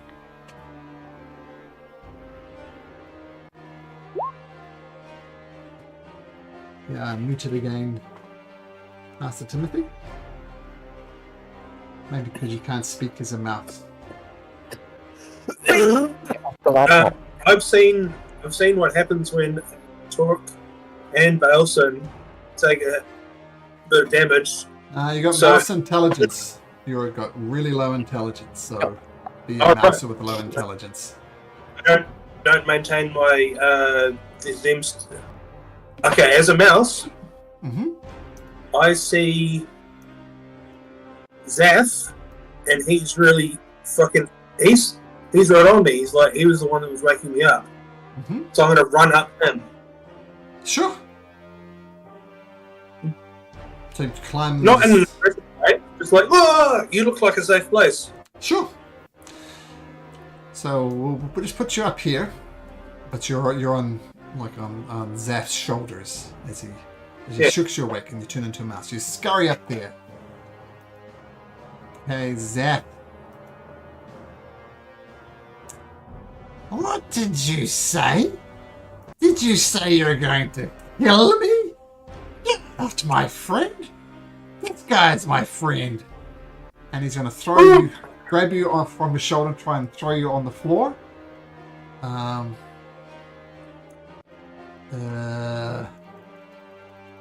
AC 10. This guy's stats. Let's just do this. Oh, rolls a natural 20. So it throws you on the ground. Boom. Right there. And you take 1 point of damage, which will be enough to kill the mouse form, and you're just right back there where you started. Yeah. Alright. Blue Meadow, you days of you telling me what to do are over. Just get his breath weapon back. Kill the imp. Kill the imp. And it comes up here. The Hellhound's going to try and bite Zap and misses with a 9. Samstar says, "Look, they're after me. I'm sorry, my friends, but I've got to go." He disappears. Some sort of spell and he's gone. Invisible Stalker goes for Balson on the table. Goes to slam. He was on 1 hit point and a 15 at advantage. It misses. Right. That misses. Hector. Time to take a nap. Nothing much you can do about it except sleep. Balson. Cancer is gone. Yep. Ready to go. He's gone before, so I think I have every faith that it's going to be fine. I'm just going to attack the one to the south, because that's the best I can do, I believe. Straight roll. Yeah, because I'm doing it recklessly. That is a 10. Swing and a miss. No good. No good. And won't do any better. I might, because he's gone, I might take the disengage action, I guess. It sounds like it's going badly up there. I'll take the disengage action and go up. There we go. 1, just there-ish. Yep. Hey, Torque. There was 3 against these invisible creatures. Now it's just you. What do you do? Right, well, I'm going to move the diagonal to there, so I'm not out of range of that one. But there's one to my southwest. I will unleash the magic maul. At disadvantage. Oh, okay. 12 misses anyway, so... Right. No good. So, and then second attack at disadvantage. Sure.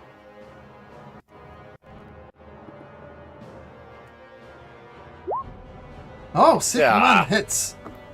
Boom. Okay, roll damage. The magical maul of Lord Signmonder, the dearly departed one.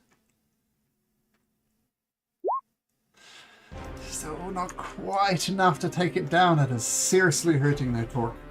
Oh gosh. Okay. And the one to the north turns its attention to you. Will attack twice at advantage. Rolling an 8 and a dirty 20. I believe the dirty 20 will hit. Yep. for only 6 points of bludgeoning damage, which I think is almost the lowest I can roll, so that's good. And it's also reduced by my armor, so just down to 3. Oh, sure, absolutely. Okay, done. King window does need to concentrate. Oh no! Yeah. Excuse me, B. There is one thing we can't accept, and it is a traitor. And she's gonna blast 3 magic missiles right at Zaf. 24 plus 3. Zaf recoils back as a magic missile hit him, but he does survive. They're looking severely screwed up. And somehow this demonic imp thing is on your side. Pastor Timothy, you're surrounded by people. What do you do? Well, I think it's time to really...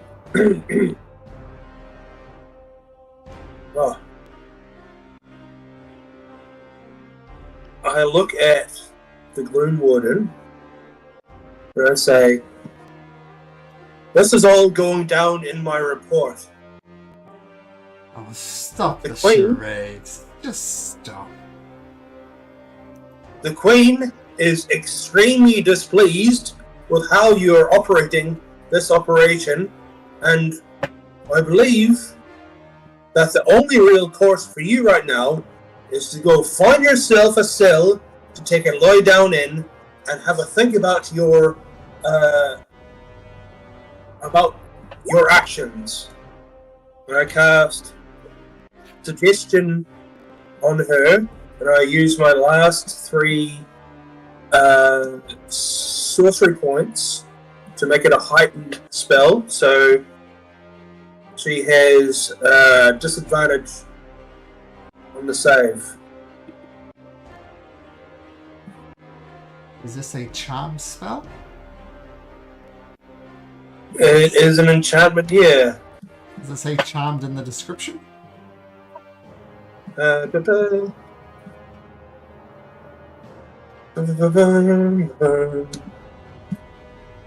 me display in VTT thingo. Sure.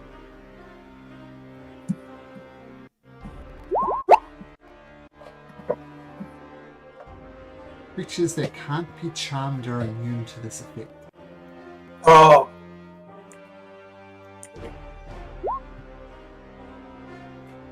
Don't tell me what to do, you daft human.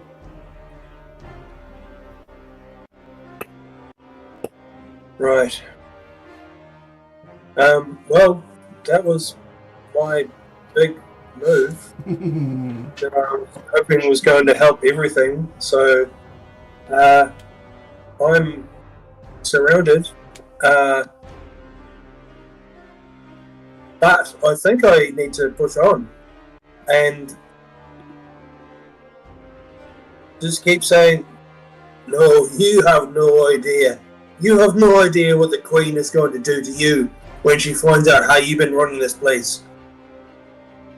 To be attacking her chosen emissaries, this is beyond the pale.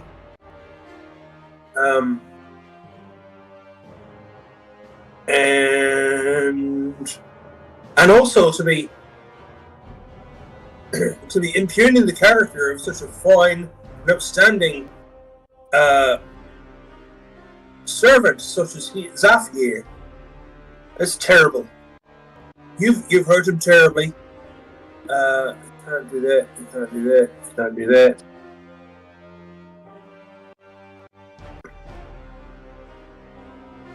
The Queen will hear about this.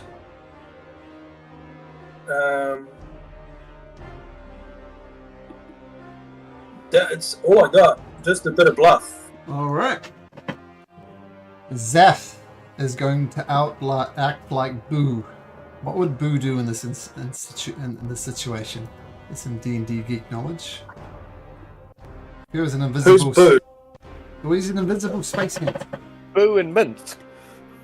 And what does Boo do? This tells him to go for the What? Go for the eyes, Boo. Go for the Yeah, eyes. there we go. Go for the eye. So the imp's going to try and sting the hag right in its eye.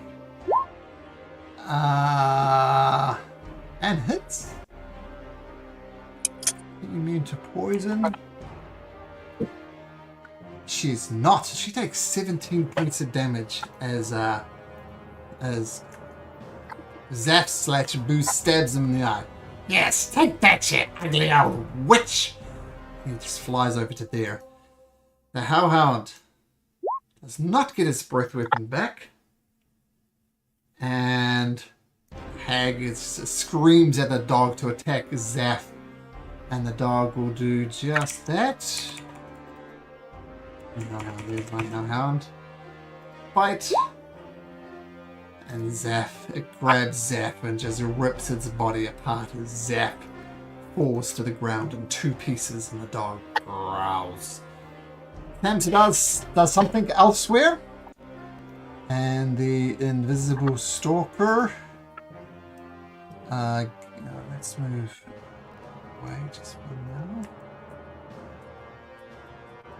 Alright, the invisible stalker will go for Torque. 2 attacks, both at advantage. A 16 and a 15. Does that hit Torque? I don't think it does. Nope. This is terrible rolls at advantage. We're rolling like crap. We'll turn this around. Hector's still asleep. Bailson. I am going to. I'm going to charge ahead. Mm-hmm. And I'm going to attack the hound here, yelling as loudly as I can as I go past Sleeping Beauty here. And I'm going to attack the hellhound. Recklessly? Let's go. Oh yeah, recklessly. All right. Okay. Yeah. Here we go with my short sword because I can. Wink. Sneak attack damage. Yeah, that'll hit. 23. Yep. And sneak attack damage. And you get all this Yep. plus an extra 2. So 12 plus 2 is 14 to the hellhound. Nice, solid hit. Yeah. And that is my turn. Okay, Torque. This one to the south. As far as you can see, which isn't very well, it's almost dead. What do you do? Alright, well, it shall taste my maul if at all possible at disadvantage. Yep. Nope. Alright, swings through air. The channel more or that Well, Lord Sign Monder. Let's do the back end then. Oh, buddy. Oh, Oh, well. Wow. That actually, do you want to roll one more time? Because I rolls look exactly the same. You rolled a 2 and a 4 in that order. Just want to take one more time just to make sure it's not bugging out. It said a 2 and a 14. 2 and a 14. And it's plus 4, so that would be 6. It should have been a 6. I don't know why it's registering as a 10. So it was like, because it's a disadvantage. It was Yeah, 2 we and had this. 14. Yeah, we had this Well, thing before. I think just roll them separately in the future. I'll roll I them think- separately from the future, but I think, yeah, that was neither of them were going to hit. because Okay. that low roll damage. Let's see if they hit you. 23 and a 23. Yep, just do the first hit. Yep, go for that. So, well, there's 2 hits. The first hit was a 23 for 12 bludgeoning. And the second All right, one well, then was... I'm. Yep. Then I will hellish rebuke him back. Oh, okay. 19 points. I forgot to do that last time when he did that little bit of damage, but you can have 19 fire. See if he likes that up him. This was the one to the north. It doesn't like it. It takes 19 points of damage. No resistance to Right, fire. okay. Nope. Okay. And then the second one hits you for 9 bludgeoning. So both of them were 9. I think. So that would be 6 and 6, 12. Okay. Yep. The Gloom Widow. see, what does she see? She sees one hellhound dead.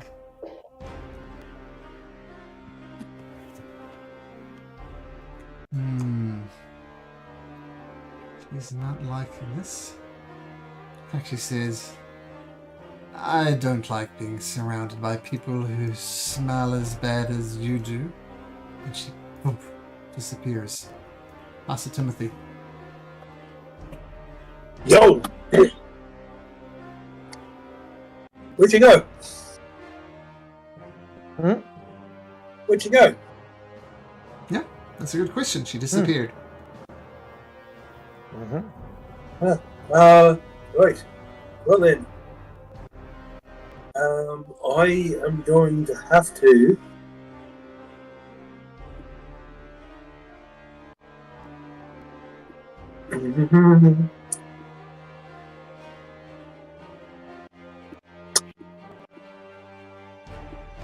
I can't see your health bar, Belson, but I assume you're kind of okay.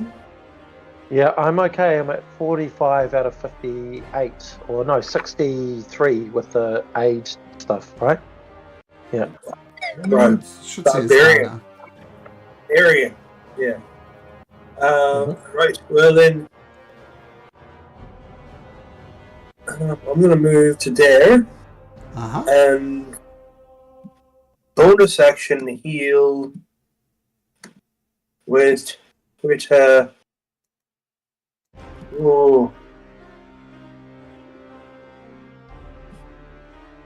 first level spell slot on Belson. Have a couple of hit points and have a go. And also that's my bonus action, and my actual action will be to shake Hector awake. Okay, no roll required. Okay. Get up. Oh, what's this? I was just resting my eyes. So I get to have a little hit still. Yeah? Yeah. I'll take a swipe at the one above me, still recklessly. And will be sneak attack damage if you hit, but you don't. Oh, 13. I don't think a 13. Oh, well. It's been... No, 13 misses. Okay, never mind. Okay, so shake him up. Wake him up. Yep. Okay, cool. Zap, there's no more. This hellhound. Come on, get its breath back. No!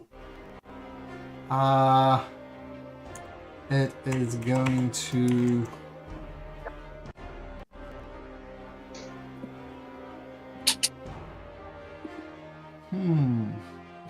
Noise, puppy. Noise, puppy.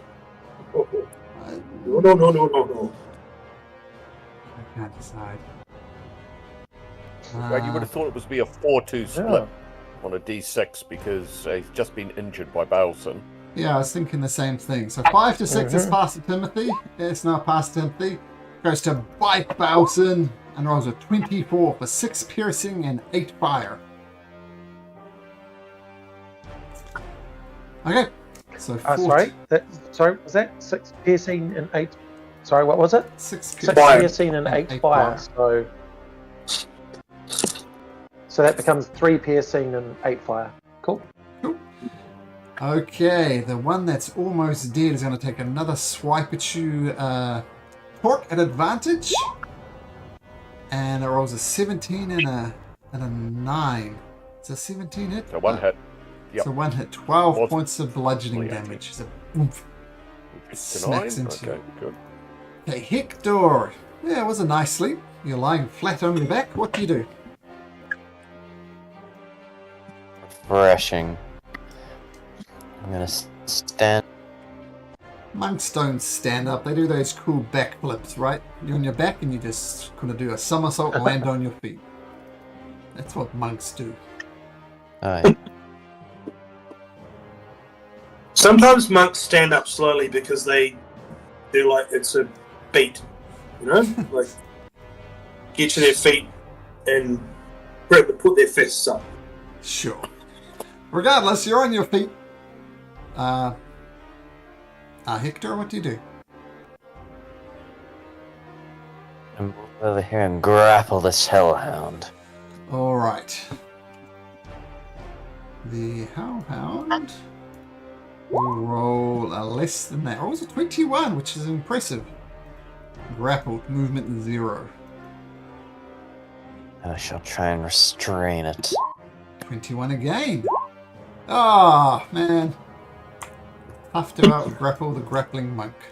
Okay, it is restrained. Movement 0, attacks disadvantage. Attacks on it, advantage. Then I'll give it a little slap. Okay, give it a slap at advantage. Oh. Ah, there we go. Natural 20! Great punch.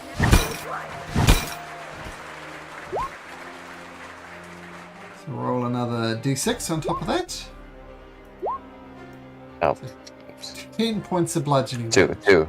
Oh, so 7 points of 7. bludgeoning damage. Okay, the puppy lets out a yelp, but it is still up. That's your turn, Hector. Yep. Bowson, tentacles are wrapped tightly around this creature. Should be an easy hit. Yeah, of course it will be. I've no need to attack recklessly because I don't need to make it super advantage, but here we That's go. true. There's no It's such- already advantage for me, though. Yep, no such thing as super advantage. Except for Alvin accuracy, which I think is so 21. lame. 21 hits. And sneak attack And damage. then... Yep, plus 2 to that, so 17. He's barely holding 17. on. But it is holding Mhm. on. Okay, Torque. There's just this one little guy here. Surely the Mace of Oh, Waldsign Monda can take it out with a maul. That's it. And roll them well, separately. See how we go. Alright, so rolling once. Right, so that first attack is dead, so we don't bother rolling the second one for that. Sure. And your second attack? I'm just gonna move on to the second attack and see if we've got any chance. 18 hits. 18 Yeah, but I've hits. gotta Gotta get the next one. Ah, there we go. Yo! Waldsign Monda's All right, maul pays dividends. Alright, so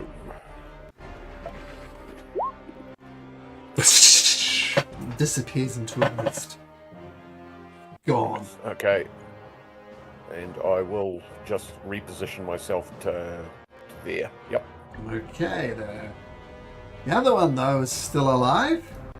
Take 2 slam attacks at advantage, a 17 and a 17. Ooh, I think they both hit. My armor class. 18 Yeah. points of bludgeoning damage, 9 and 9.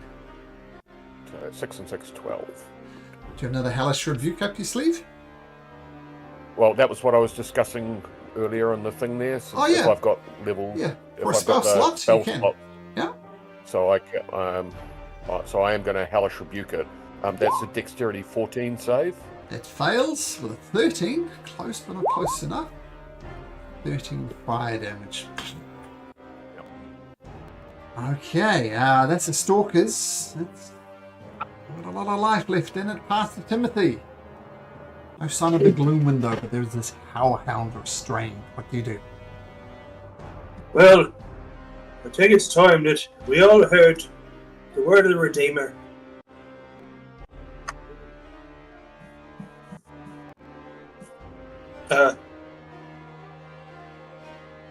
It didn't come through.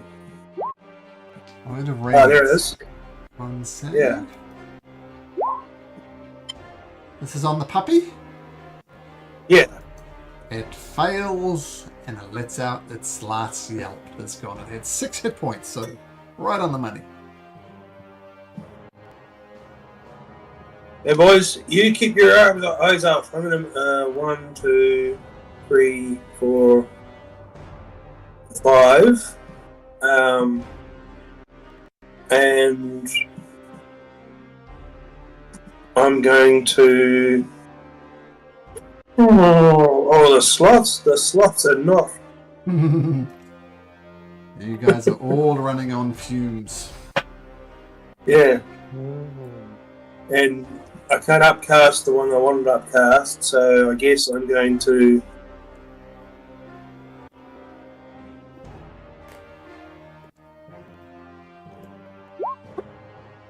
Cast Heroism.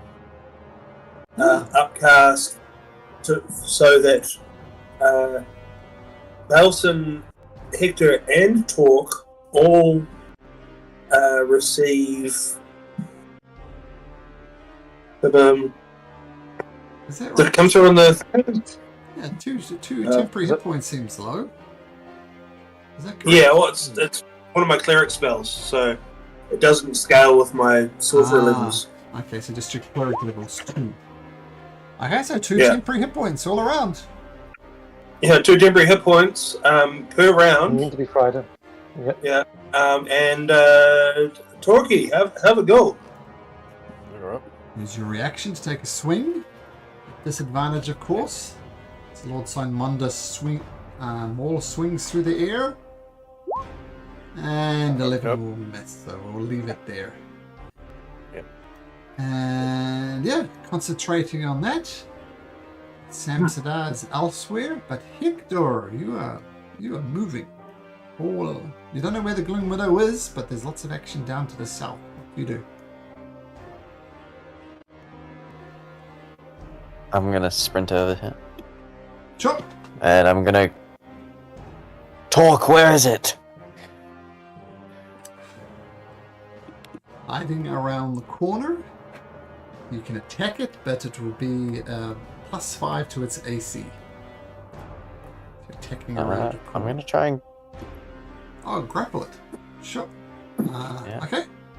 Rolls flat, I assume, 21. because I can't see it.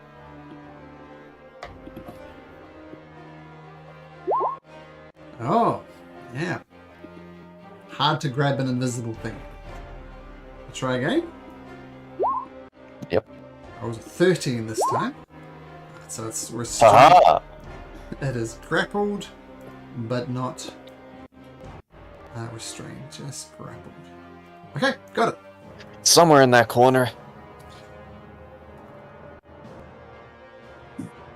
Okay, you can.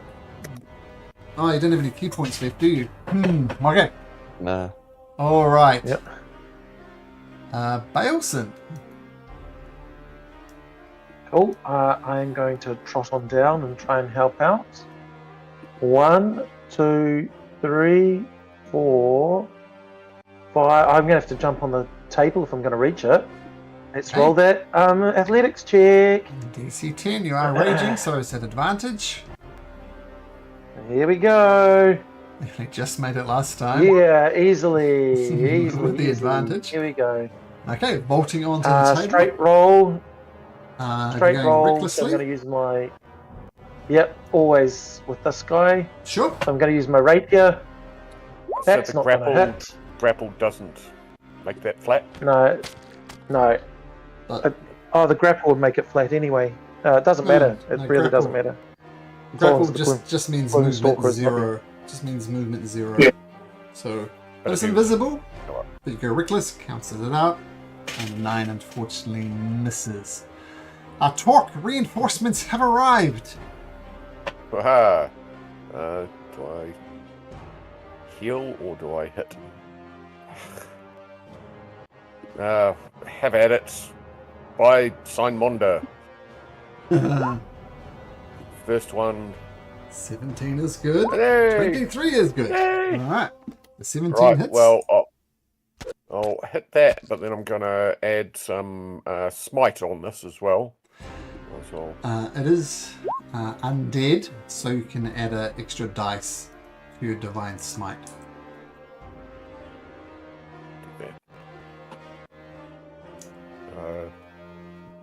Thunderous one then.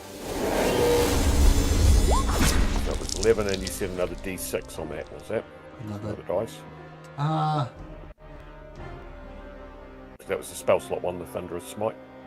sure. Should roll another d8. So that's 11 plus.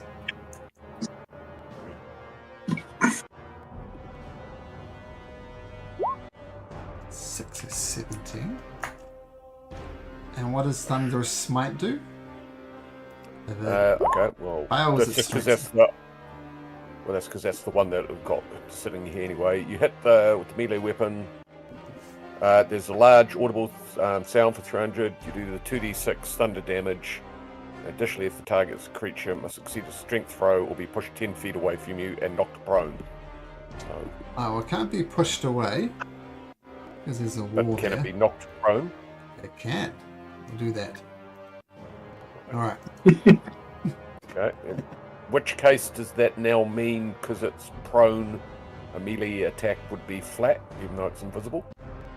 Yeah. No longer at advantage? Okay, well then we'll take the second attack with them all. Sure.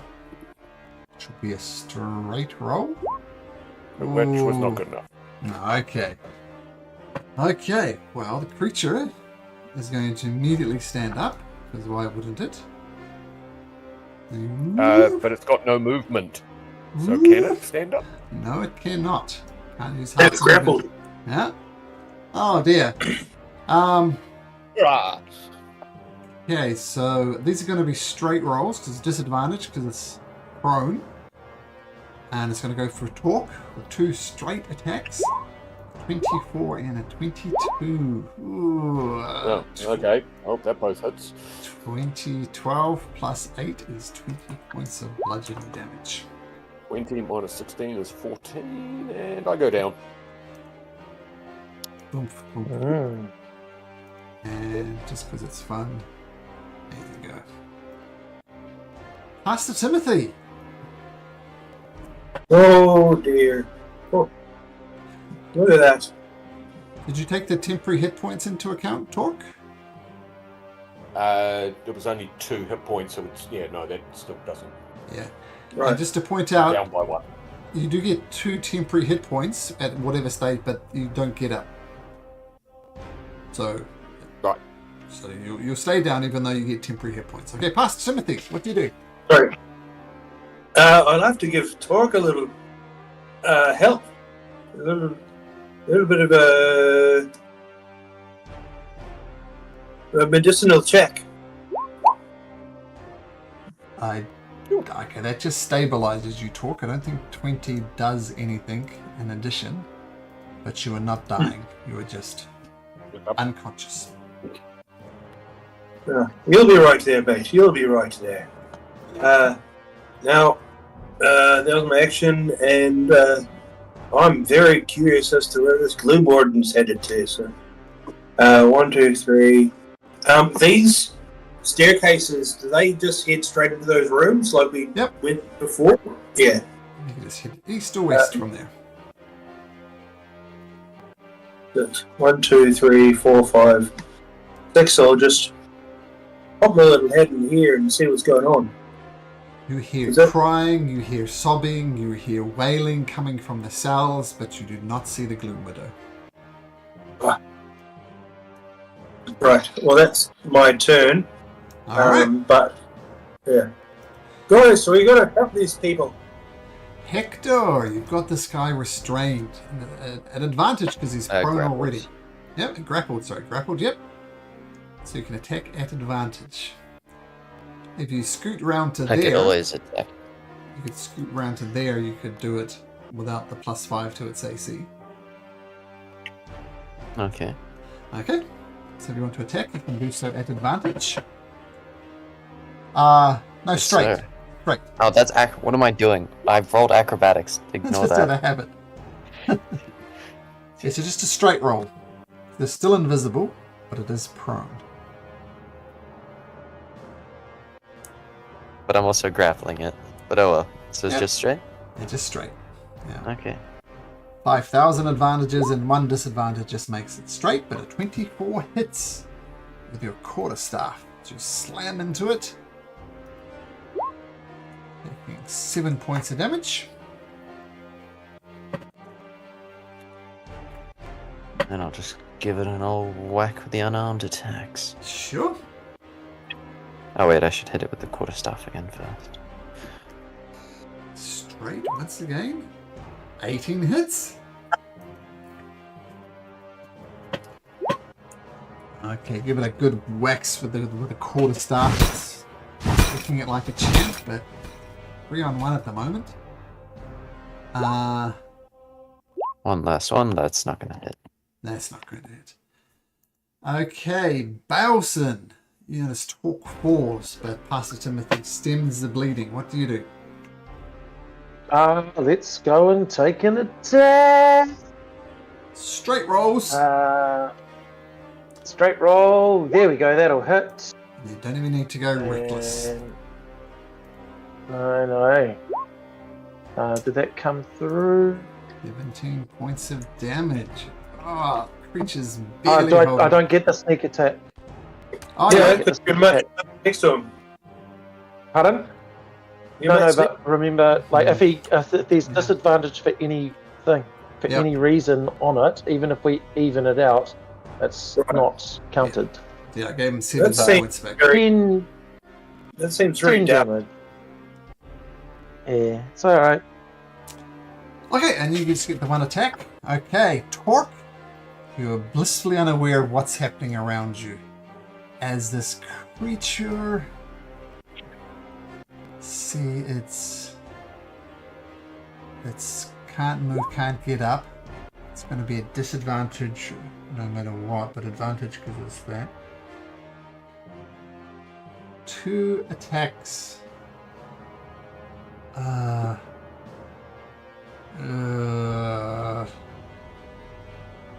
Hector's got a grapple. It's going to go for Hector.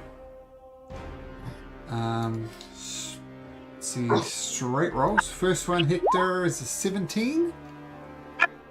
My armor class is 17. Throw damage.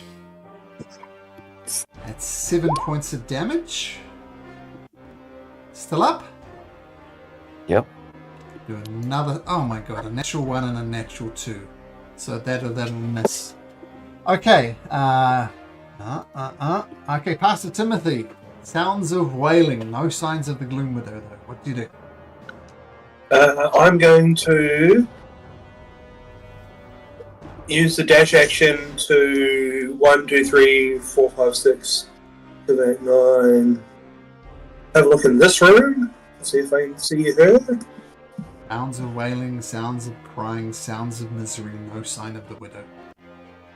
Right. So a couple more back in here, and let the boys know. I can't see her anywhere. Bloody thing. I don't like her. Wait, is Torque okay? Is he alright? Is he doing okay?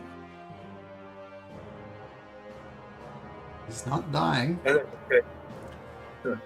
Okay, Hector. This thing looks... It might not survive. What do you do? Let's beat this thing to dust, Baleson.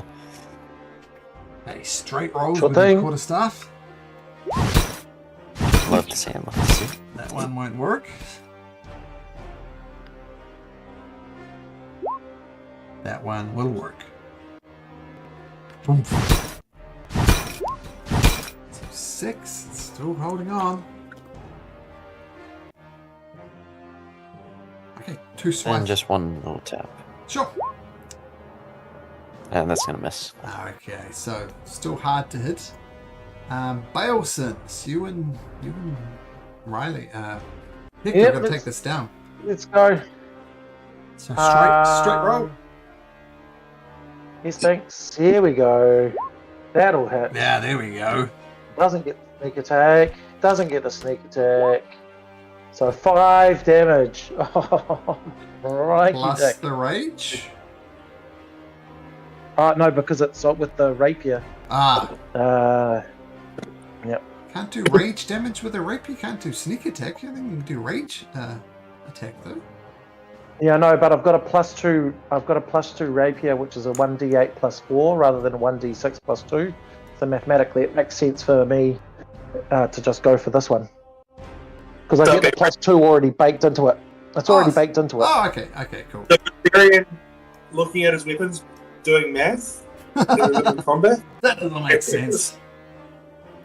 Torque. Yeah, no, Torque, you are heavily breathing, but you are alive. The invisible stalker will go for this tentacled one. Rolls a 7. Is that straight for him? Yeah, it's straight. Yep. Natural 1. Yeah. Oh my goodness. Have a look at these rolls. I'll put it into Discord. Look at that. Since it's straight, I take the first roll. 2 natural ones. All right. Pastor Timothy. Hi.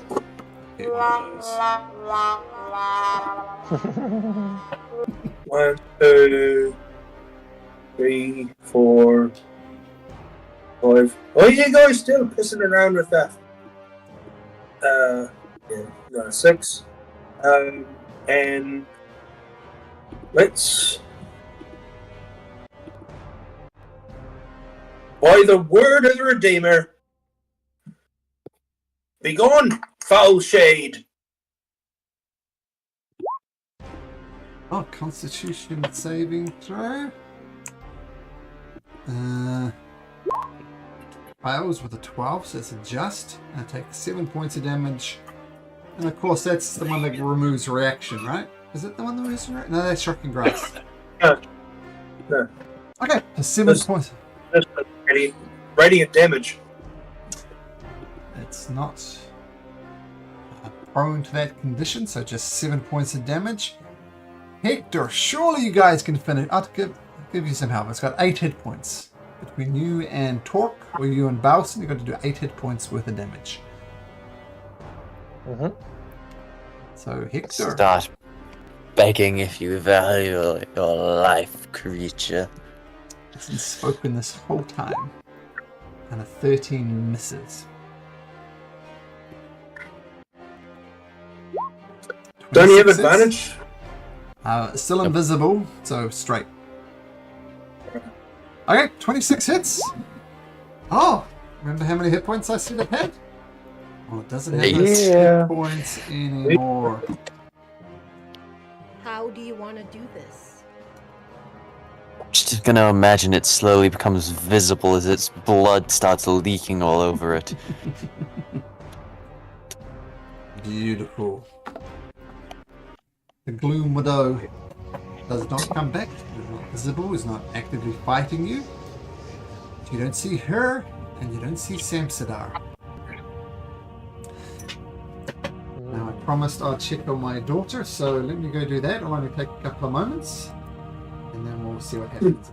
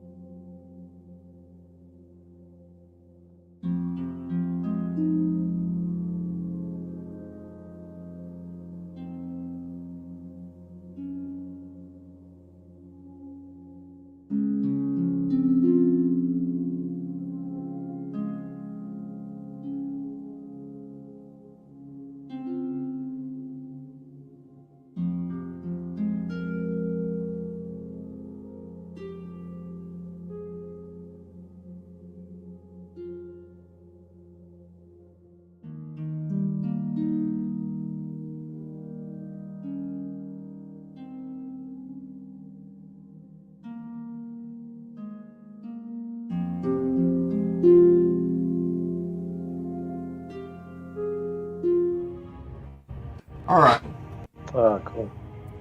so you take a moment, you take a beat. What would you like to do?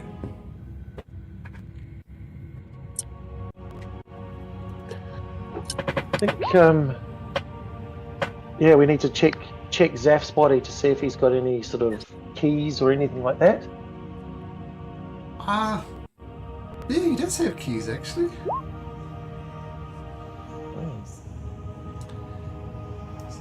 Talk Pick up the keys. continues to not move. Yep, feel free to grab the keys. Oh, someone. I can't really help him too much. Yeah, I'll grab the keys. You Oh, mean? yeah, I just saw that. We can all help him. Okay, Torque, roll 2d4 plus 2, and you can have that, and you'll be back on your feet.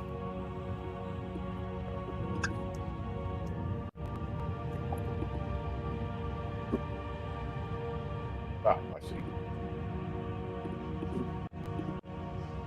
I was waiting for the heroism spell to kick in.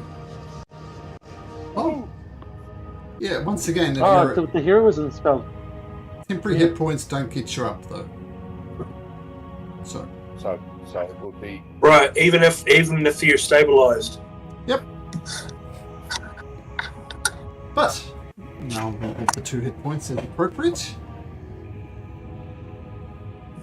Alright, Those keys. Yep. Shall we start releasing prisoners, guys? Especially children. Yeah, but we should probably release adults as well with the children, so they can help them do. And also, Release them Okay. to where?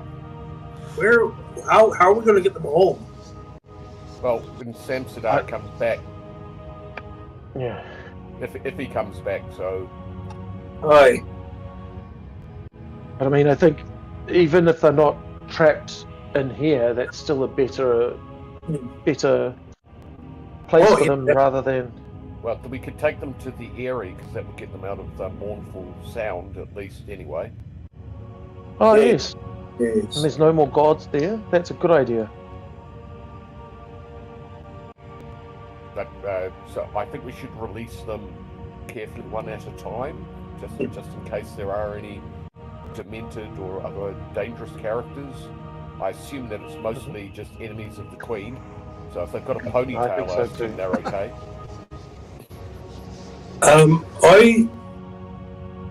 I remember the Gloom Warden, the Gloom Widow, speaking of names in a book, and maybe there was someone that we knew in that list. She was a tricky one. She didn't have a lot of truth to her, but I'm wondering whether there was some truth to that. I think if you incited that, I think that was a deception on her part to lead us into the area which converted us to mice. Oi, but Is this the book down here? some of the Ledger here that safe. some of the best deceptions contain a kernel of truth.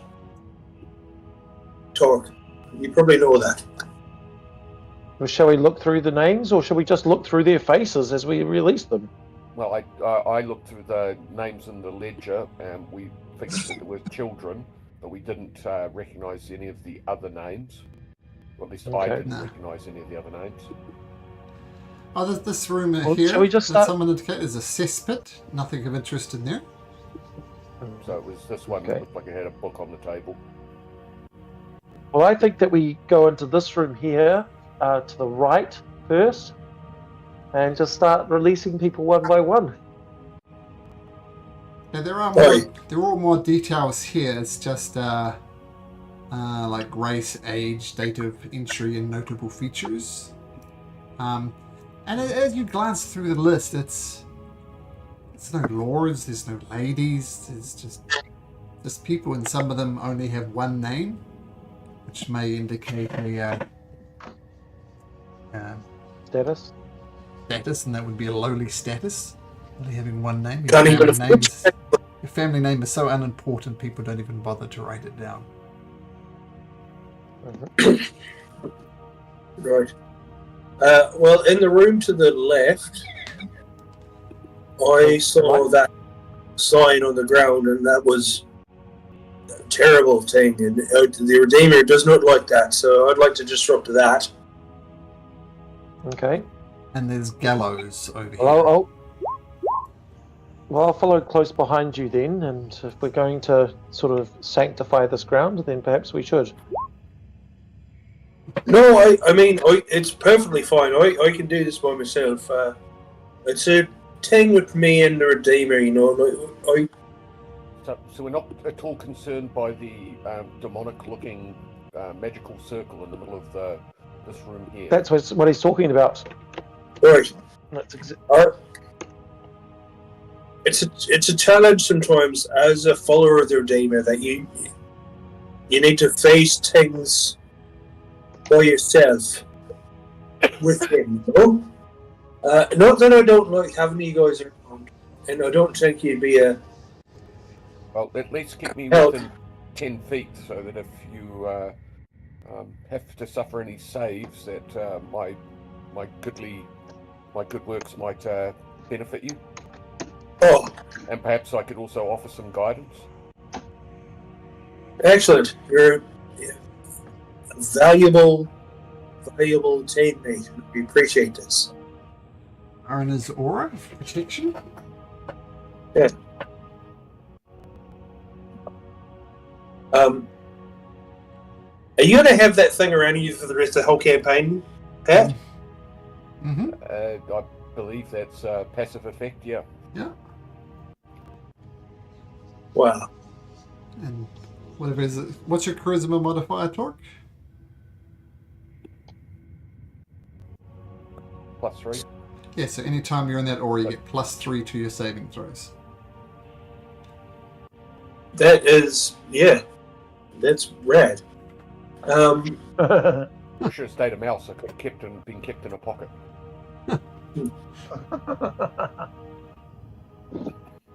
Now, if I start to fuck with this, something might happen. So should we release the prisoners first before I try to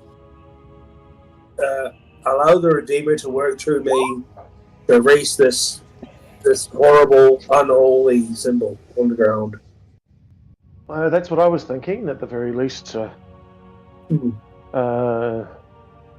if stuff goes bad, then we might have saved a few.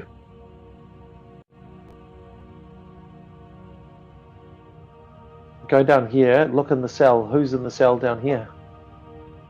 You don't hear any sounds from the cell, but you can easily opening it up with a key you got from Zaf. And inside you see a mother holding her young daughter, who's about 9 years old. And the mother looks at you with sorrowful eyes and cradles her child, who is very plainly dead.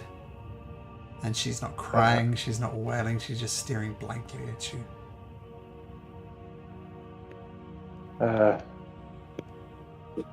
I'm sorry you did not get here sooner. You are free to go. Perhaps if you want to leave this terrible place, perhaps you could go to the theatre. We've cleared that out. It might be a safe place. Hold on while I release others. Hope has Yes? abandoned this land. My daughter has died. Why should I go? Because the thing that is sucking the hope out of this place is powered by your very misery. At the very least, I do not want to take your sorrow from you, or at least to cheapen it. But we need to get everyone out of here to strike a blow at the people who've created this horrific place. I will go. But let's assume that what you say is true and you can stop this dreadful sound that compounds the misery on misery on misery. Everything goes well, my daughter will still be dead. Oh yes, I'm well aware of that, and you will be able to grieve for her heartily. This sound that you speak of, that is why we suggest you go to the theatre, because in there you can be free of the sound at least. I cannot take your sorrow for your child.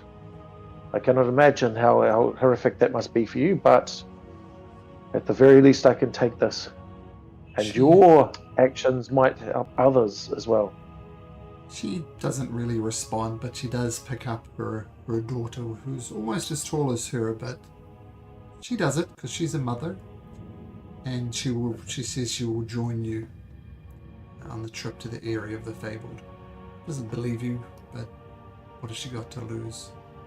I'm just out of an abundance of caution. I might just use my divine sense just to get an indication if there are any particularly evil Monstrosities. things emanating from behind any of these doors, Ah, fiends or otherwise.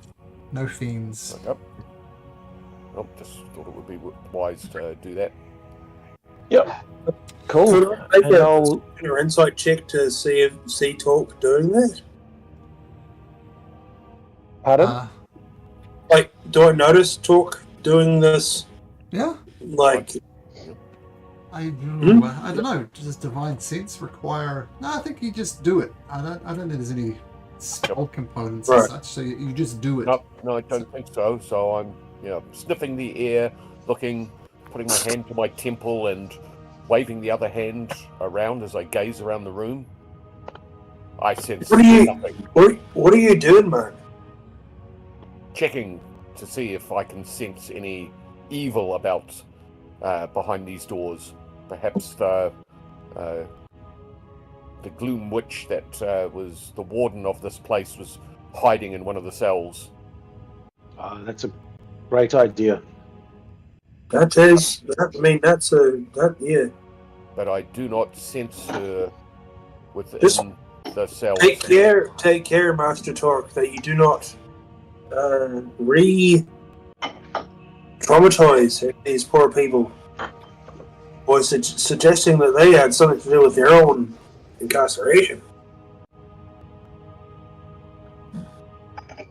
I'm not suggesting that. We're just trying to prevent ourselves from being attacked. Suffering further losses, especially at such a weak state.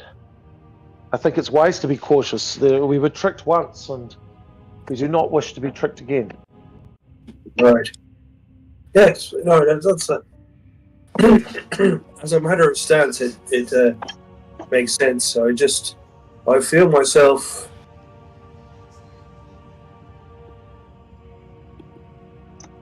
I feel myself humbled by the fact that we're about to possibly Liberate. save a bunch of souls, and I wouldn't want to sully this with too much of our well fought for sensibilities. And I'll open this cell here and peer in. Inside is a man, and he is balled up in a corner, and he's just wailing, just sobbing. Sir, what is your name? Tell My us. name is Timothy, if that helps. Is it my time for the gallows? I will go willingly. Please lead.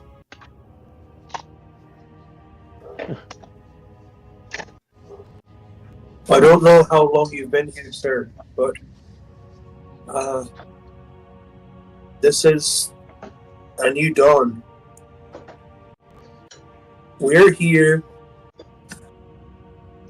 to free you.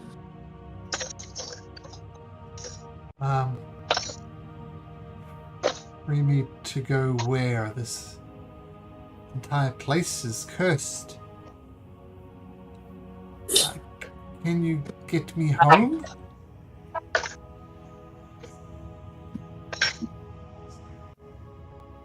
I don't know if we can, but I Yeah. sure as damn well will try. I think the word You enjoyed- is teleported. I was brought here and arrived here and dragged into the cell from here. Can you- Teleported. Yeah. I was just going about my business, trying to bring my farm, trying to farm it, but the rain and the vines, they just choked the life out of it. Then some servants of the Queen came. and then they took me, and I think it was somewhere in the palace, and that was confusing. But then I came here. They teleported, thrown in the cell, and can you get me home, sir? We're going to do our damnedest to try to get all of everyone here home. We are strangers in this strange land ourselves, so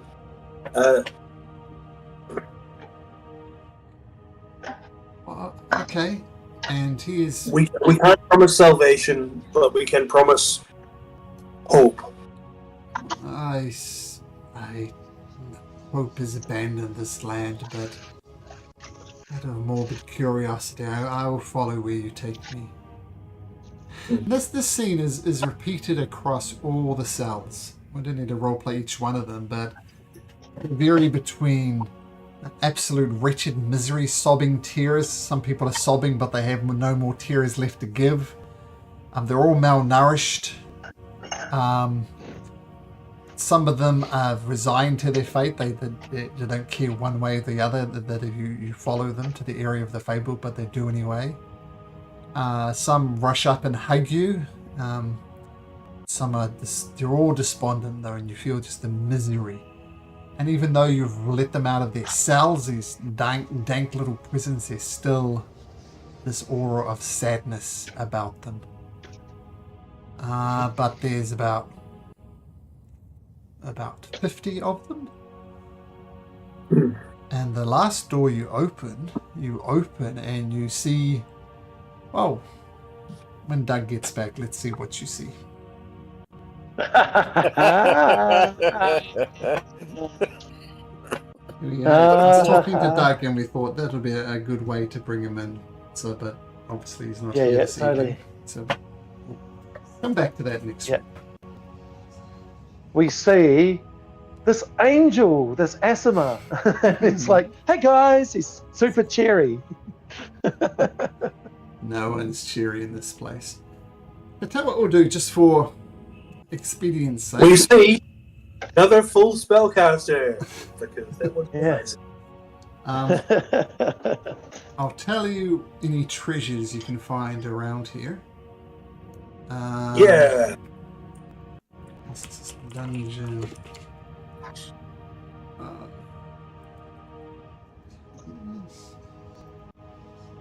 Okay. Is that right? There we go. Just scan the text, see what you can find. Alright. Any cheese? No cheese. You do have a hankering for it. Find the corpses of 20 mice. Treasure.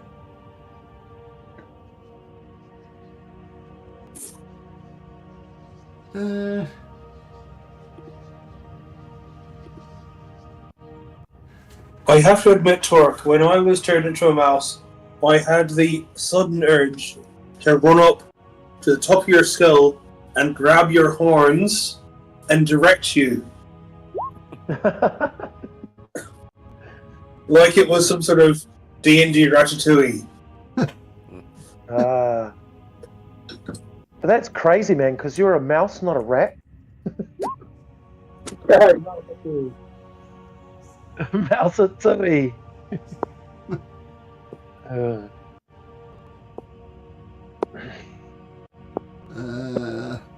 Oh, okay.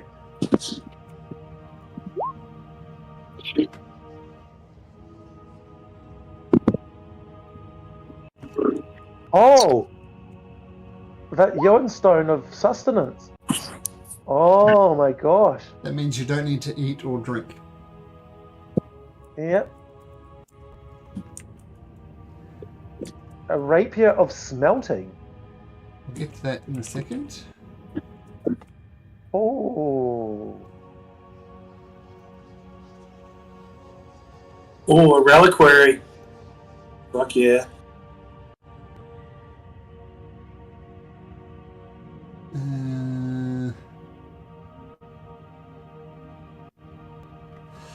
So the Verdani Ripper.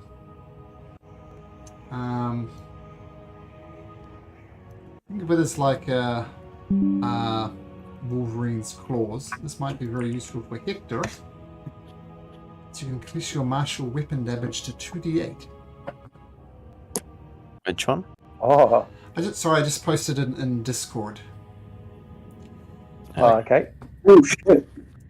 Yeah, I put the full description. I don't know why I didn't include it as a spell, as a magic item.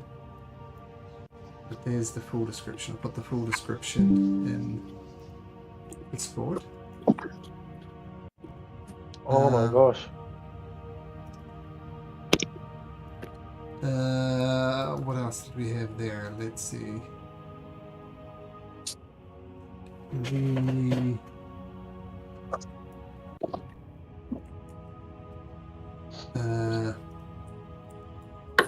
Some eagle daggers, a potion of hill giant strength, which is pretty cool. Just getting the rapier of smelting.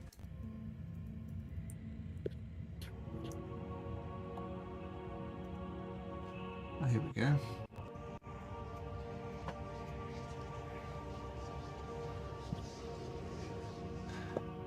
There is the rapier of smelting. Oh,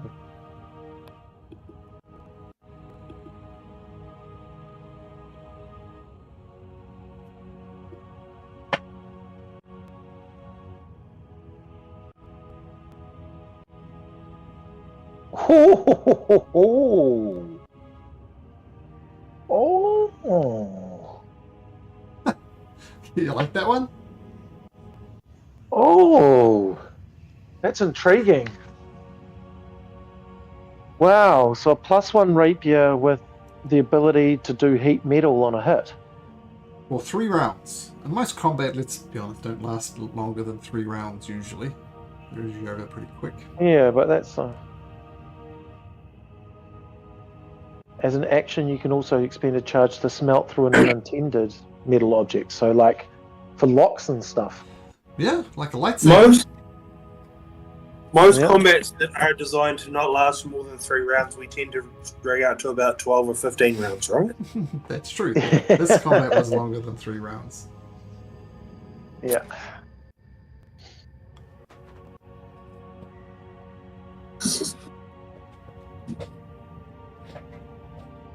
And so when it hits the target, does that mean that we can choose a metal thing on the person and give it heat metal? Yeah, and heat metal has no saving throw. So there's no saving throw to be made. Yeah. It just happens. Yeah, it's pretty fun. If only those like guards were susceptible to fire damage. Well, it would have been useless against the Hellhounds, because they're fire-based Yeah. creatures, of course. Now, do you want the Verdani Rippers, Riley? Please. I think that Well, makes sense for him to. they're heavy weapons, so that's kind of... Are they? Yeah. They have the heavy property. Oh. I think they're designed for a monk, so let's not worry about the heavy property. Oh. The only disadvantage, Riley, is they're not magical. They're just big-ass blades. So creatures who... there's a lot of high-level creatures that have magic resistance to bludgeoning and slashing from non-magical things. So it'd be the only disadvantage for them, but I assume you still want them? Yeah. Yeah, because I didn't have any slashing damage before, so now I've got it all covered. Magic, bludgeoning, and stabbing. Okay, I'm just going to make a note. So I'll add that to your character sheet. From a historical point of view, this Vordani, is that a race of people, a group? Is that something we historically know something about? Because it doesn't strike me as something that I remember reading about in the histories. But that's not to say I overlooked it. I recognise No, that doesn't It's like ring a bell. the Frenzied Mutant Barbarian subclass, I think, talks about them. Yeah. Good lord. And the character options PDF. Like a Vordani Hill tribe or something like that. Oh.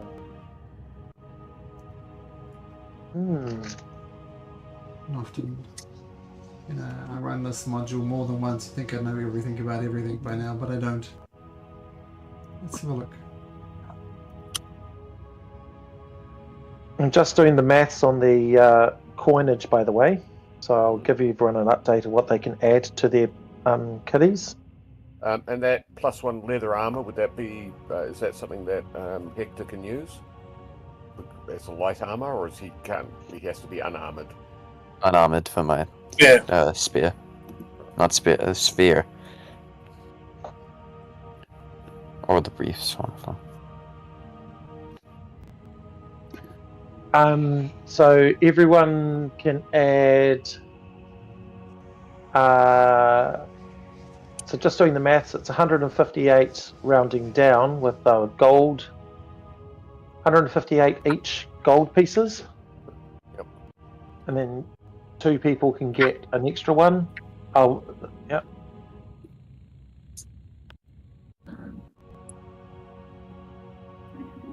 It's 218 silver pieces. And then there's 1 platinum piece each, but 1 person can get an extra one. So I'll happily take 1 I'm platinum. sorry, Elson. Please, you 3 keep that between yourselves. I don't feel right about taking any money for this round. So if you wouldn't mind doing the math again. What do we think this money may have been taken off the prisoners and the former inmates that have passed through? Does it seem where likely? was it? Is it actually coinage of the realm with Right, I just don't like carrying cash. This coin from the realm. You would have noticed, perhaps, that the newly minted coins has Queen Athena's image on it, but these still have Queen Morgan's initials on it. And Vordan, the Vordani Rippers, comes from the Vordan Mountains. There's a tribe called Vordan over there. Yep. And Balson, do you want to jump to voice channel 2 for a second? Sure thing.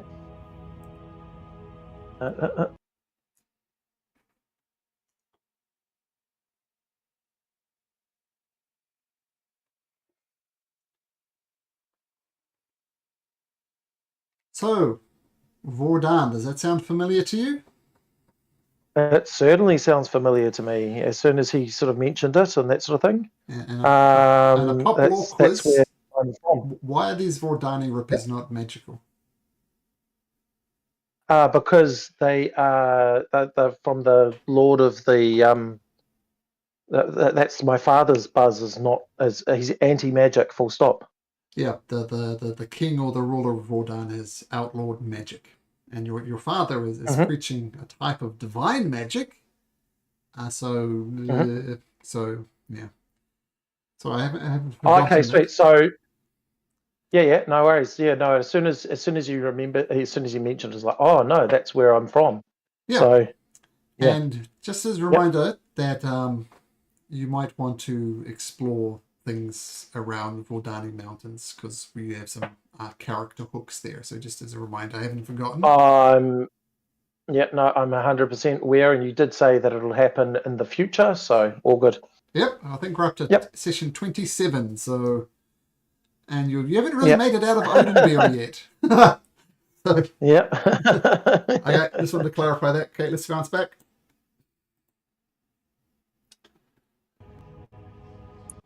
Yeah, it would have been nice to perhaps have somebody magically sensitive who might be able to tell us if this was all safe.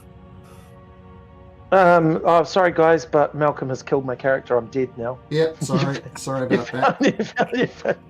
He found the Vordani's stabs and I crumble to dust and die. Is anybody taking the rapier of smelting? I'm thinking about it, but if someone else wants to use it, by all means. But I'd happily take it, but I need to be attuned to it, don't I? That's my what's- attunement state. Just thinking amongst the ranks of these downtrodden people that we've rescued, perhaps there might be someone within those ranks that might also benefit from some of this material. So maybe we should keep some of that aside for them. Somebody who might need some armor or a weapon or two, so to help cover our back on our escape. It looks like there's some, like the I clothing agree, and but this is a powerful weapon. Who could, anyone clad in metal, we might be able to deal great damage. And these people are So- downtrodden, they're miserable, they have infected wounds. There might be many things, but warriors they are not in their current state anyway. Mhm. This is where we start the army. The army of the downtrodden.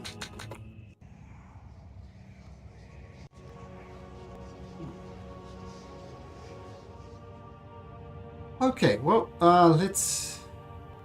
I think that's pretty much the session, isn't it? Unless there's something else we need to do. Yeah, just... and... Let me just get you... Yes, it is. Okay, sorry, just... Alright. So, next time, you've got these people, they're happy to follow you. Seems as if you've got a bead on the area of the Fabled. Would you get them there? There's still a dead body of your friend in the shadows, a great nasty angel-looking creature in there. The plan is to go to the area of the Fabled. All right, and I'm going to assume that I'll add the Rapier of Smelting to Balson, and I'll add Vodorni Yes, please. Rippers to Hector, so your character sheet should be updated. They're a bit of funny custom items, but I'll sort it out. Okay, gentlemen, pleasure as always. Okay. And we'll see you next week. Thank you so much. Okay. Malcolm, Yeah. Malcolm, before we fully leave this place, we might want to investigate whether there's some sort of main switch we need to fuck up to stop the whole transference thing. No, that wasn't that magical sort of thing on the ground that would move them out there, and then we'd destroy that and see if that takes care of it. Yeah, we didn't do it. I think but so. Destroy okay. what, sorry? Yep. The magical circle sigil on the ground. Yeah. Well, put it this way: it's high-level magic. If you stand on it, it's not going to do anything. High-level spells, you might be able to do something about it, but it's a permanent teleportation circle. And to use it, you would need to know the teleportation spell and all sorts of other things. So it's very hard to decipher, and I don't think you guys are high enough levels to do that just yet. a word of recall sort of number. Word of recall? Huh? Anyway, it's a hard thing to break, so we'll leave it there. Okay, guys, see you next week. Take care. Bye. Bye. Take Thank you, care. Malcolm. See Thank you so much, boys. See you. Bye.